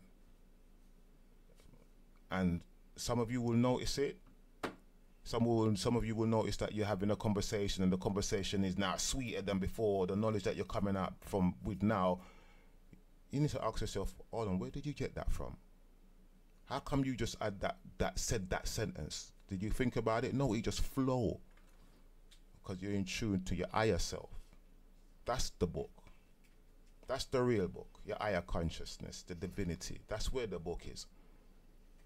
You know what I mean? And that's in the table, on the table of your heart. So when I won one fight over a book and said the book said, you are the book. That's my opinion. You are the book. You know what I mean? So I'll be looking at your one book and judge yourself and say, have you done this? Have you done that? I have not this, I have not that. So, did you see the confessions of my art and decorations? No, I wasn't looking at it. I was looking at something else that we'll talk about after. Okay, all right then. Well, that's what it is. There's a whole heap of things on there. Right. Yeah, so even in... no,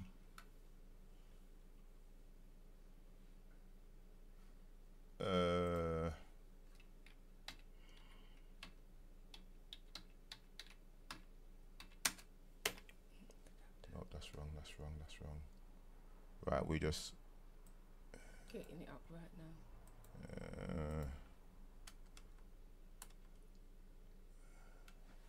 What's this? What? Right, don't worry, people. We're just getting it up on the screen. There it is. Where? Go back up. I must go back up. Good. Alright, is that it? No, that's eight, not that's it. That's 8, not it. 42. We need up onto 42. It has to be 42. Where's 42? Right, Yeah. There it is, yeah. Right. The laws, you got 42 laws of my art, because we was talking about laws, yeah, and 42 the confessions. Which one do you want to go for? Whichever one you choose. Alright, let's go for the laws, because we was dealing with the laws of the Bible anyway, so we're going to go through the laws and thing. Rightio. Right, so, as I said, the Most High put the wisdom on the table of your heart, and the Bible will be taken away. And somebody's saying, how will the Bible be taken away? Well, can I tell you how one way the Bible is going to be taken away? You're going to read the Bible and you're going to realize it's changed. What it used to say, it doesn't say no more. And I'm talking about the same book that you got on the shelf in your house. You're going to pick it up one day and you're going to read it and you're going to say to yourself, that wasn't there before. And it's going to happen so much times, you're going to put down the book. Because you're going to say, no, there's too much things coming up in this thing that wasn't there before. Okay, say like, for example, the Lord's Prayer. Forgive us our trespasses as we forgive those who trespass against us. It's not in there no more. The word trespasses is not in there. We was brought up to say trespasses. It's not in there. Where did it go? It says, forgive us our debtors. Our debts as we forgive our debt. What's debts? Forgive us our debts, like you're in arrears. So there's so much things that's changed. I can give you at least 20 things that has been changed in the Bible. At least 20, yeah, that has been changed. And if it continue changing the way it changed, you personally will put it down. And that's one way how it can be taken away. That's what I'm saying. So here is that, and if you lot don't know how that's gonna happen, an easy way to suss that out is basically go and look at the Bible. You can type in the Bible and the Mandela effect. That's one way you can find it. I just found it. I was reading it and I realized, oh, and that wasn't there before. And then I found some other things that wasn't there before, and some words in the Bible that we use today that they never used at that time when the Bible was written. You understand? There's certain words that we pronounce today that they didn't use at that time, which is in the Bible. You understand? So how can that be possible? For example, I'm gonna give you an example. This is not in there, yeah. But when you read the Bible now and it says and I was doing this, doing that, and I saw a mixer. No, it's not even a mixer. Mobile. The word mobile. Yeah. And I saw, and it was mobile. And Christ went to the mobile, this word mobile. This word mobile was not used at that time. That's an example. There's lots of words coming up in the Bible now that was not used at that time when they translated the Bible into English. That's why we need to go and study the Hebrew and the Greek and the Amharic that was used to make sure that what we're reading is, in fact, you know, and get the proper comprehension and meaning of those words. Right, but the words, what I'm saying is the words that you're going to see now has changed. Literally, they are changed, but this is what I'm saying. You know what I mean by? Yes, you understand what I'm saying by I mean? With the Bible, you've got the New International Version, the New in this version, and then that version of the Bible. They've changed the words and put in different words and all the rest of it. But if you want to know exactly what it meant, you've got to get your Greek and your Hebrew. Go back to. Even though they say the King James Version is this and that, but go back to it and study the Greek and the Hebrew of those words. It will tell you exactly what words was there, what it meant, and etc. Right. Now, we could go back to that. I don't mean when the Bible is being changed. I mean the print version, the NIV is changed to the original King James. So the NIV and the King James are two different versions. So what they use in the words in the NIV is not what they use in the King James. I don't mean that. I mean the King James book itself has changed. Because they use mainly Greek, which is Latin and all the rest of it. Nope.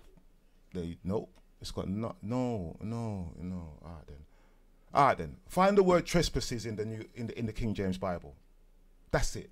That is it. That alone will just sums it up. Right. So in the Lord's Prayer. There, so then that means you got to get the Hebrew and the Greek. But it was there before. You understand? Yeah, it may have been there before, but like I said, again, if you want to know you use the original language, isn't it? Go back to the original language and use it, because when you want to study like the Bible, and even if it was a Quran, you've got to go back to its original language and try and use the original language to understand what was there, because it will tell you. Because one word could mean a million things. That one word could mean something else completely in the Greek, in the Hebrew, or the Amharic. All right. Now, when you're going back to the Amharic, right, it's a different tongue. Obviously, you're going back that far, but I don't think it might have been changed then. I don't think it's been changed that far back. But what I do know is that your King James Bible, what you're reading now, the same one that you got on the shelf for how much years, when you pick that book back up, the book itself, that your personal book, has been changed. That's why you go and get your Hebrew and you get your Greek, because you get cross references in the Bible, and it will tell you how to study that. You get your concordance, Greek and Hebrew concordance, and you can look up in there, and it will, whatever verse is in there, and you look it up and you will see the original word that should be there. That will tell you exactly what is meant. That trespass is not supposed to be there. This is the word that's meant to be there, and it will tell you this is the word that's meant to be there, and then you get the whole proper meaning of what that verse means. All right then, I can't give you something then. All right then. Bottom line is this: the Bible is going to be taken away, and I see the way how it can be taken away. And as I said, when you're reading it and you realize, say, hold on, I've had this book for 20 years. I've had a Bible. I've got a book. How long have I had this book? Over 20 years. Books never left my house. and the book itself has changed. All right, so what we're going to do, we're going to play you something, yeah, because sometimes people don't seem to understand what I'm saying. And no matter how much you want to refer back to the old books to find the truth, the point of the matter is our people are using this book, King James, standing firm on it.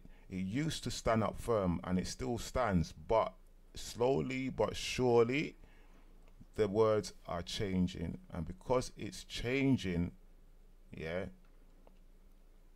people are going to be realizing like, nah, too much things have been changing.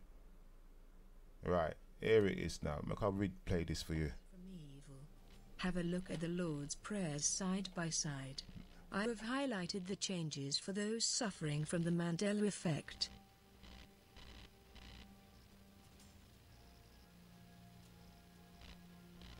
So, the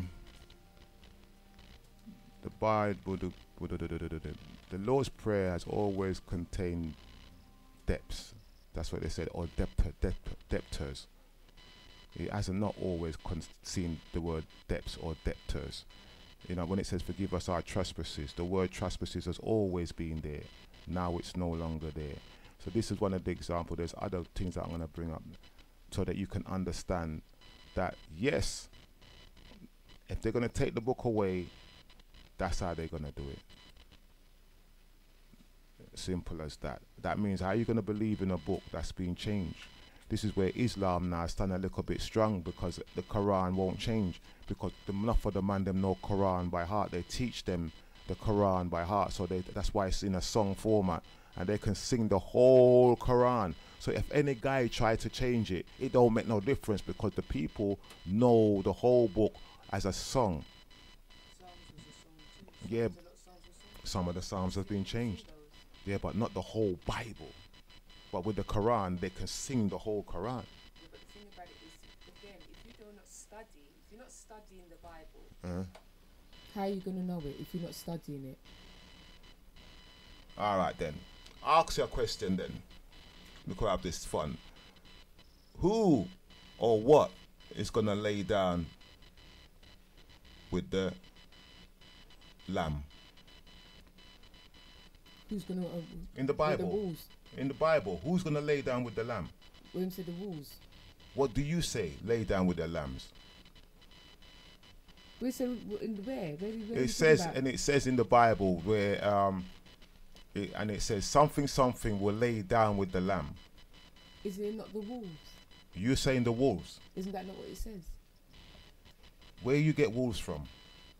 Isn't that not what it says? All right then. It says. I'm asking, is that not what it says? The wolves. Right. It says wolves. Mm-hmm. Right.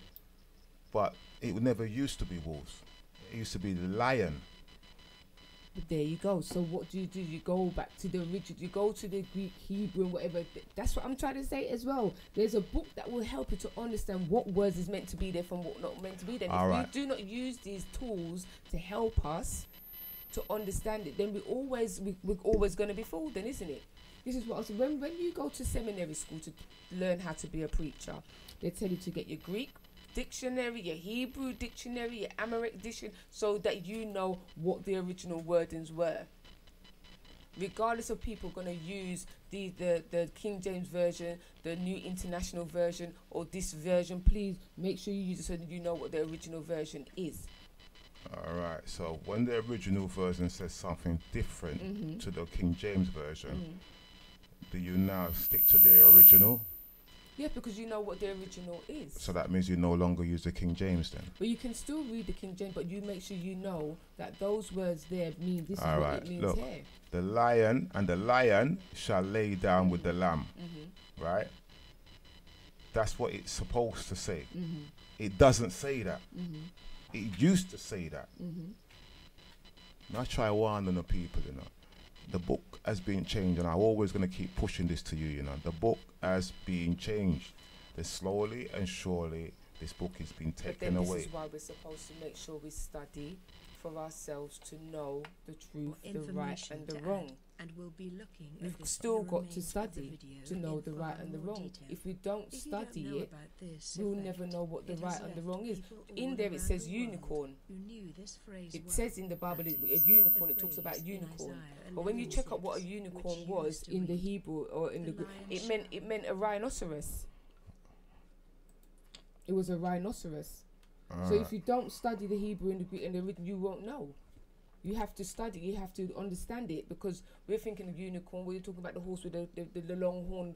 You don't see that nowadays. You don't see those things nowadays. So were they extinct? What do they mean? So you go and look it up and you say, well, oh, in the Hebrew and the Greek original, what do they mean? What was it? It meant it was a rhino. Because a rhino, when you look at a rhino, it's got a horn coming out of its face. It's got two horns there coming out of its face.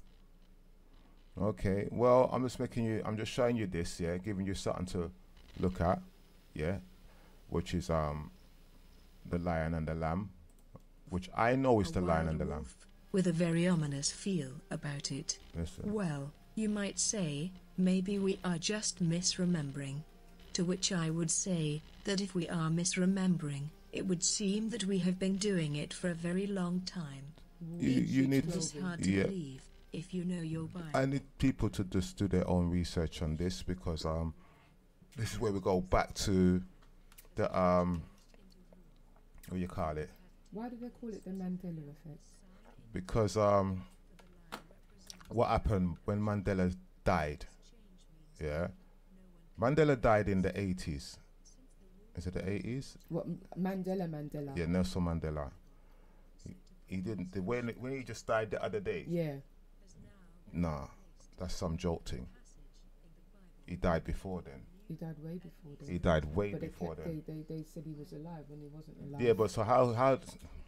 This is not for radio. Me and you are gonna talk afterwards, yeah.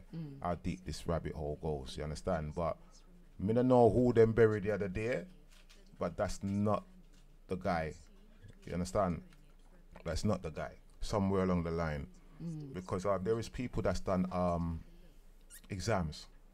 This girl had done exams, and one of her exams, she used Mandela, the apartheid thing, for her exams. Yeah. Yeah, she used it to do her exams, and she used Mandela and the date and all his prison and all that stuff, and she passed her exams. Yeah, because she said the time and everything when he died and everything. Right, this is in the 80s. She still got her paperwork from her exams. Yeah. With the date on it. So how can he have died in the 80s when she took her exams? Yeah. And he's just dead the other day. Yeah. So these are things that people don't realize. There's a lot of changes going on this planet. So when people want to start fight over religious war and religious belief, you have a bigger problem than that. You understand? So you need to really sort yourselves out and get in point in what is really going on around you. And at the end of the day, the Most I say is going to write his laws on the table of your heart. He's going to put the laws there, because man will change things and time. And you don't know them change time already. And every year they set the time backwards, forwards, backwards, forwards. You know what I mean? The year that we're in, how do you know that we're actually in the year that we're in? You understand? Them have this thing called a leap year. I never know say a year can jump, but that's how it got. You know what I mean? Do you know, in Ethiopia it's a different year. We're not in this 2018 in according to the Ethiopian calendar. We're not. So which one are we going by? And what else is there gonna be changing? You know, so when you look at that, all those who want to hold on to the Bible, and the Bible is the word of God, and every single word you better mind, because that same word is changing. Isn't the word of God. That's another thing that we must stop saying. It's not the word. The whole Bible is not the word of God. Only where he speaks and says he's the one that's speaking. Only when who speaks? Yeah. You mean who speaks? How do you know God is speaking? So he's not talking about himself. He doesn't reference himself in that book. Yeah, but somebody write it. Inspired by the Spirit from him, because it's a spiritual thing. Okay, we're gonna do quite. We could just go back to this, because this is what it is. These are the 42 laws or the 42 negative confessions of my heart. This is where you get your 10 commandments from. This is the origin of the 10 commandments, come from this. So no matter how far back anybody wants to go in the Bible and how much we've been taught, oh, the Egyptians were the ones that put the Hebrews into slavery, right? And all of these things, what they're telling you, what the Egyptians done to the Hebrew. Now, if the Egyptians put all these Hebrew slaves into bondage and this thing, then why are these same Hebrew slaves who was taken out of bondage through Moses, aka Akhenaten, yeah? When they were taken out of Egypt through bondage, why did they keep these laws, what was from Egypt? This is what I'm saying. So, but if you're going by Moses being an Egyptian, then they will keep them laws. If you're going by Moses being an Egyptian and him, like I said, he's Akhenaten, which is an Egyptian name, which makes him Egyptian. Yeah. Right. Is that what you're saying? Yeah. What I'm saying is, if you are enslaved by slave masters, yeah, and you are now taken out to freedom, why are you going to still abide by the laws of the slave masters and obey those laws? You're going to go away, be free, and have your own worship or your true worship with your spiritual God. You're not going to take that with you because you're getting away from that. You want to be free, and in freedom, you can't take the laws of your oppressor with you if you're going to be free. Now, why I'm saying this is that the 10 commandments came out of Egypt. And we was taught that the Egyptians put people in slaves to build the pyramids. No slave ever built the pyramids. I'm going to make you know that now, as far as me concerned. But anyway, let's go back to the where the 10 commandments, right? The 10 commandments, it says, in the confession or the declarations of my heart, number 1, it says, I have not committed sin. It says, number 2, I have not committed robbery with violence. Yeah. I have not stolen. I have not slain man or woman. Otherwise, I have not killed. Right? This is thousands of years before the Bible was even thought about. These laws were there, and these 42 declarations or confessions, in them you will find all of the 10 commandments, all of them. Yeah, and remember that also, according to the Old Testament, the Most High gave the people them so much laws, if I'm not right or wrong. God gave them so much more laws that they couldn't bear it. There was too much for them to deal with. So Moses gave them 10. But all the 10 basically wraps up all of it. Right, all the 10 wraps up everything else, but there was too many for them to deal with. So when they say too many, what they may have been referring to the 42 declarations or laws of my art, that they couldn't deal with all 42 of them. So Moses said, all right, then I can give you 10. But within the 10... But in the 10, if it's all of that will be in the 10, all of it. When you look at all of it, how it is, it all adds up into 10. It's still, it can add up into 10, but some of them are taken out. Like, for example, I have not polluted water. That's not in the 10 commandments, but water is a sacred thing because you can't live without water. Yeah, you can really, back in them time, that water was just a precious thing. I don't think anybody wanted to pollute water. Water was life, you understand? I have not cursed anyone in thought, words, or deed. That's not in the 10 commandments. So in the 10 commandments, that will come on to how you the treatment of a person. Yeah, but what commandment would that be? Right, let me look it up for you, because it's thou shalt not right. Thou shalt not bear false witness. Right, that could be. Thou shalt not bear I have not cursed anyone neighbor in thoughts or words or deeds. Yeah, thou shalt not bear false witness. That will come under bearing false witness. That curse anyone is not a false witness. When you like I said, that's about how you treat people. You understand what I'm saying? So bearing false witness is telling lies on anyone. When you curse somebody, you can curse. You can tell a lie. You could be cursing. Could be swearing. It could be. You understand what I'm saying? Word or deed. You can do it in word or deed, or what you do. You understand what I'm saying? It's got. I have not placed myself on a pedestal. that means I have not exalted myself. So you're not making yourself an idol. Right, that means I don't know other gods before me. Right. It says I have not stolen. I have not taken food from a child. So thou shalt not steal. No, steal. No, taking food from a child is not stealing. It could be your own child and you're hungry. You're not stealing. You understand? But at the end of the day, he said, I have not taken food from a child. It just shows you how important a child is.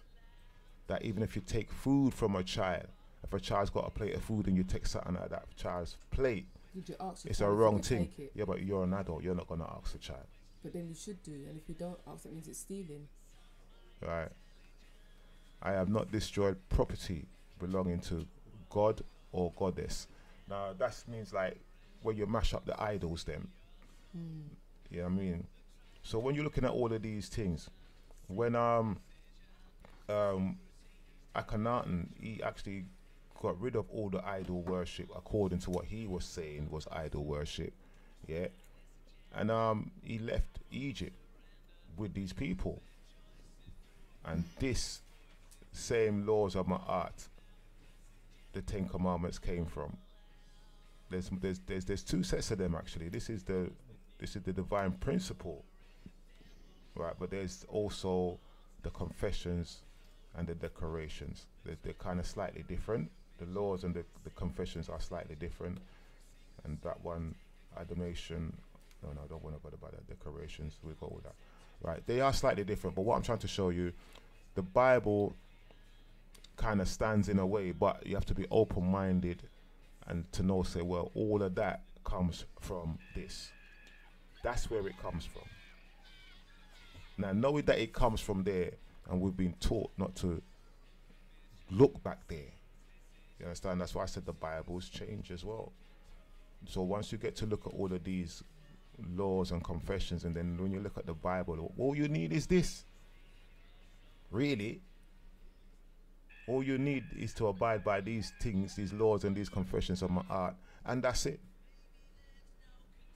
So if my parents or my ancestors was taught this, these are the things you mustn't do, and they know this by memory, they don't need no laws. It's already in them. So all you got to do is bring up the child in the way it should grow, because you already have all of these in you already, because you know them. You don't have to force your child to believe in them, but you can instruct your child by saying, like, for example, you mustn't rob, you mustn't thief, don't bother go on with no violence, don't rob, don't thief, no.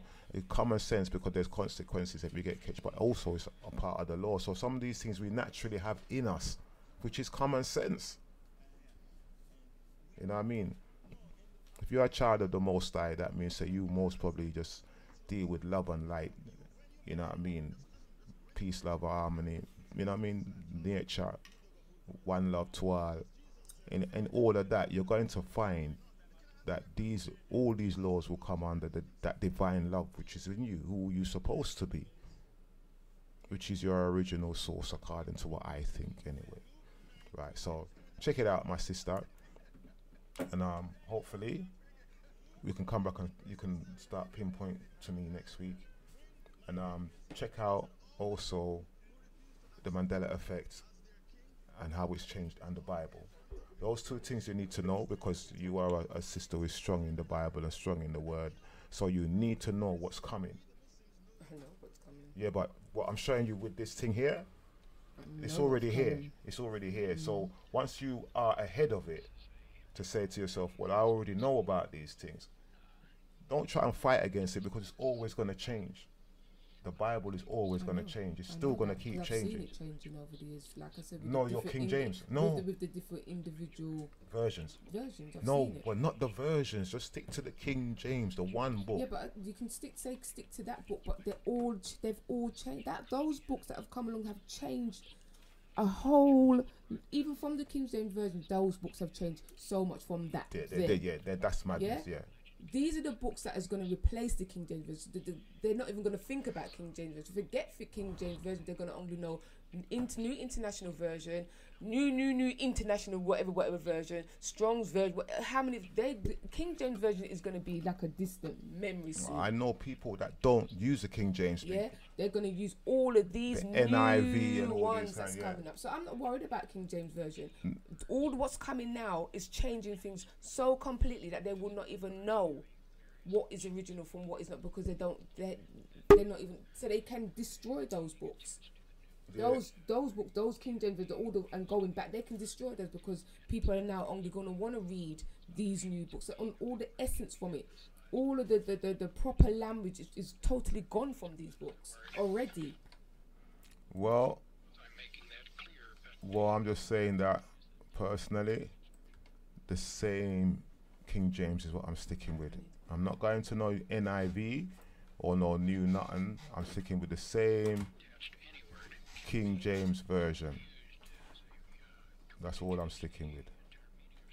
Alright, so Bible changes planned in 1969.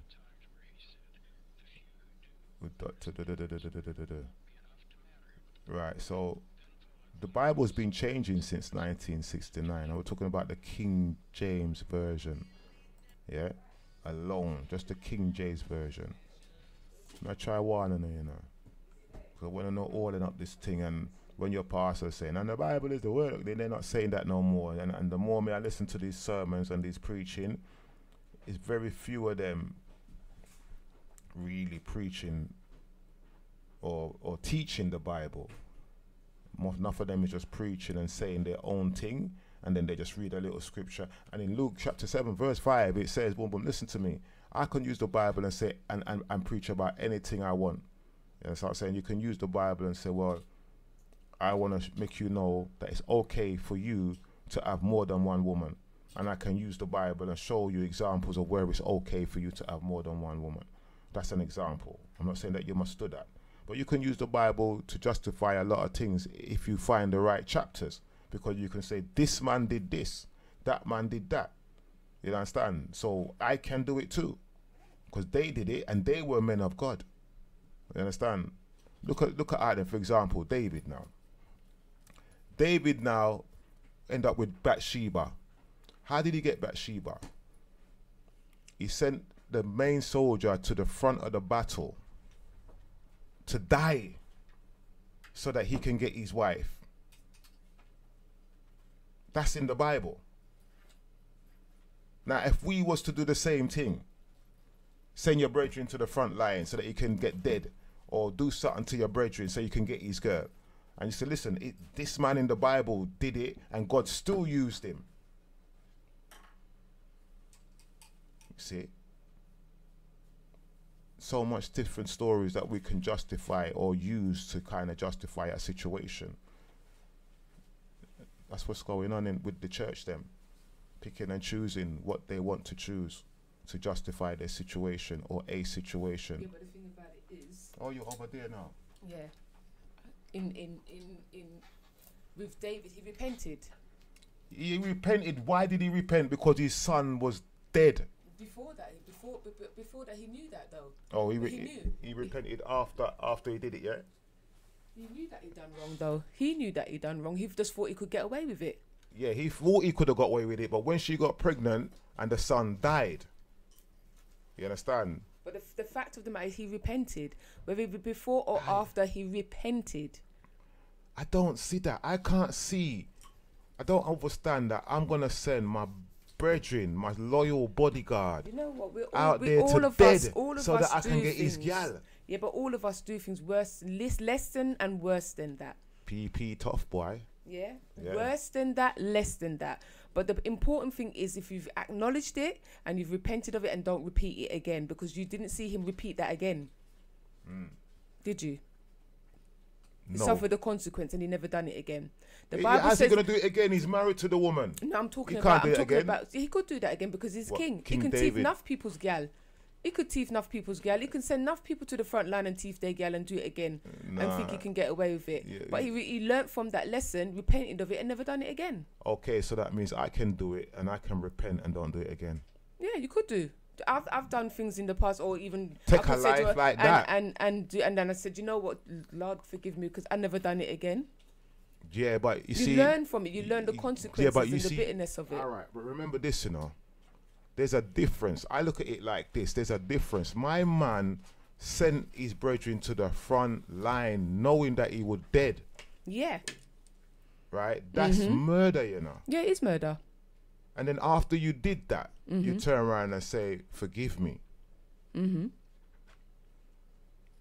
you are forgiven. Wouldn't you not want forgiveness after you've done something wrong, and you said you've turned and you know you've done wrong, and you said, you know what, forgive me? Wouldn't you not want to be forgiven? Yes, I would want to be forgiven. I'm not gonna lie. But what my point is that if I'm gonna do that in the beginning, you must know the consequences. You understand? Because he also knew the laws of Moses and everything. Exactly, So but this is in that that law, shows you the fallibility of who we are as people. We are fallible. We're not infallible. We're fallible. We're gonna make mistakes all the time. You're saying. Yes, we have our weaknesses. So that's the reason why it is nice to know when we have a weakness and we've done something wrong, we can be forgiven, as long as we're not going to be doing the same thing over and over and over and over and over and over again. Now you're taking the P, you're taking the mick. Yeah, we can be forgiven for what we've done wrong. We can't say, oh, David, you murdered somebody, so you should not be forgiven. Then make sure you don't do anything. Make sure, if you're going to be pointing that finger and judging David, you don't do nothing wrong. Don't do nothing wrong. Okay? We all need forgiveness at the end of the day. All of us. And that's just a story to show you how grace works. Forgiveness. Yeah, we all need forgiveness when we've done wrong. Whether it be a small thing or a big thing, we all need forgiveness, because we all do things wrong every single day. All right, so can I say that then even the brother that David killed, right, on the spiritual realm, is connected, is his brother. He killed his own brother. Yeah. Yeah, understand, because we have one almighty creator, which is one father or one source, or everything come from one divine thing. Yeah. And then you got other gods come afterwards. That's how I see it. I think everything come from one place, and then it comes from there and it spread out. Like, for example, I'm not even going to go into the example. Yeah, everything just come from one divine source. Yeah, so he killed his brother. And he killed his brother. Now, after you kill your brother, you're going to realize, yo, you were spiritually connected for real. You have killed a spiritual chain. You've broken a link in this spiritual chain. You have erased a link in a spiritual chain, like a bicycle's got a chain that goes round and around, and you gone took out one of those spiritual links, and when it comes back round, you realize, oh my gosh, what have I done? So what's the effect of him? So he has to repent. So he has to repent. You know what I mean? He has to repent. All right. You know what I mean? I have to repent. He has to repent. And think to sort that out. Yeah. And so that makes sense to me why he has to repent, because I realize, yo, he killed his own brother. He's spiritually his brother, and he killed him. So obviously you're gonna repent, especially if you want to get something from the Most High.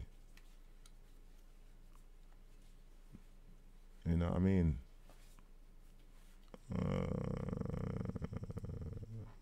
Okay. So then did he not have common sense to know that he shouldn't kill? I don't know. His law tells him that he mustn't kill. He didn't need common sense to do that. The law itself says... But this is, there you go. The law itself told... So he knew it was wrong before he did it. But obviously there's a weakness. That girl must have looked so crisp. Something. You know what I mean? But you know it goes. Sometimes some people, they go out there and they fall in love, and the woman goes, you have to kill him. Yeah, you know. But and sometimes people kill. She never tell him to go kill him. We don't know that. It's him with his own lust, That's what he wanted. He wanted to do that. Nah. He wanted to do that. Nah. I reckon. Nah. Why would you then put that on the woman when it tells you blatantly? She most probably has something to do with it. Because remember, he knew the laws. He knew the law, right? She was not of that law. Really, when I say she was not of that law, he was more like him. No, Him He know. of his Him don't know. own Him buck up on self. God. God chose him. Yeah, but he own knows. of his own self, from his own lust, decided to do that. Lust. Why Because it couldn't would be lust. No, because if she said no, he can't say But yes. how did she know that he done that? You Because mean- he called him. Remember, he called him and he said, "Come from the battle and come and lay with your wife," because they just got married. Because what happens he when tried to stop it. when you get married in those days, when you got married for a year, you was not supposed to go to war. But Uriah wanted to go to war. David said, "No, don't go to war. Yeah, stay with your wife." He wanted to go to war, so he went to war. Yeah. So then that when means he that- went, so Uriah was in war and David called him back and said, "Come and lay with your wife." And Uriah was, it told he was confused. Why is this man calling me? No, but the reason why he wanted that guy to lay with his wife is because the girl was already pregnant and he needed the guy to lay with the wife so that she can cover his tracks and say, "No, that night when you laid with me is when she got pregnant." But because he was always into war, she wasn't getting nothing, so she couldn't put the blame on him. I don't believe it's that way. It's true, Anyway, man. listen to me. Blessings, everyone, because Next I've week gone we're over doing my this. time. Yes, next week next topic I've got to go. It was enjoyable to debate and to, it's always nice to debate and to hear other people's opinions and etc. and etc. It's all a part of learning and growing. And it's always good to debate with my sister. I'm having a wonderful time. And, He's enjoying himself very much. Of course I am. Just can't you see the time? Yeah, don't worry about that, We've man. gone ages No, ago. Saad so he's enjoying the debate. Saad's going on a honeymoon. Oh, you going on honeymoon? Yeah. Him get married? Then I got Iraq, innit? All right, okay. Cheap flight. Congratulations. £50 return Really? to Iraq. We can get that for Ghana? No, Iraq. That's if you come back. Okay. That's if they let you back. You know what I mean? Am I right? All tight, brother. Sad still. Yeah, the Grail message people. Yo. Anyway, All right. blessings and good evening. All. Yeah. Yeah. All right. So people, we're out here. Give thanks for your time. Next week, what's the show called today, though? What's the show? Because we were still doing the inventors, weren't we? We was doing about the Okay. black inventors, but it's about the black inventor, and of course we was talking about the Bible. So I don't know how would we invention slash. I don't know. I don't know. Black inventors and the King James Bible exposed or something. Something like that. Alright, so you want to say bye, Princess? Go on Say Bye, everybody. yeah, when you're going to be back here next week? Yes. What we're going to read next week? With some more black inventors? Have we got any more? Did you go through there's all more. that? No, just that we've Alright got two then. so far, so we've got another black inventor next week. Okay, so Princess is coming back next week and we're going to do some more black inventors? Yeah. Yeah. You can Yeah. do that next week. What do you want to do next week? Black inventors? A little So bit. that's a wide thing I you're wanna- asking them. Talking there. I want to do what Mummy does. Okay, alright then. Listen to the Queen. Okay, alright then. So next week we're going to be, and the little ones are going to be here talking some more about some black inventors and touch on wherever it goes. So God bless you, guide you and strengthen you from this time forth and forevermore. And yeah, bless radio. See you same time next week, Jah willing. All right.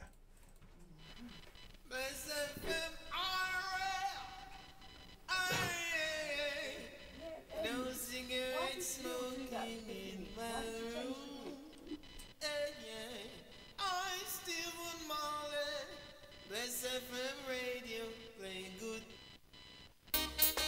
The return.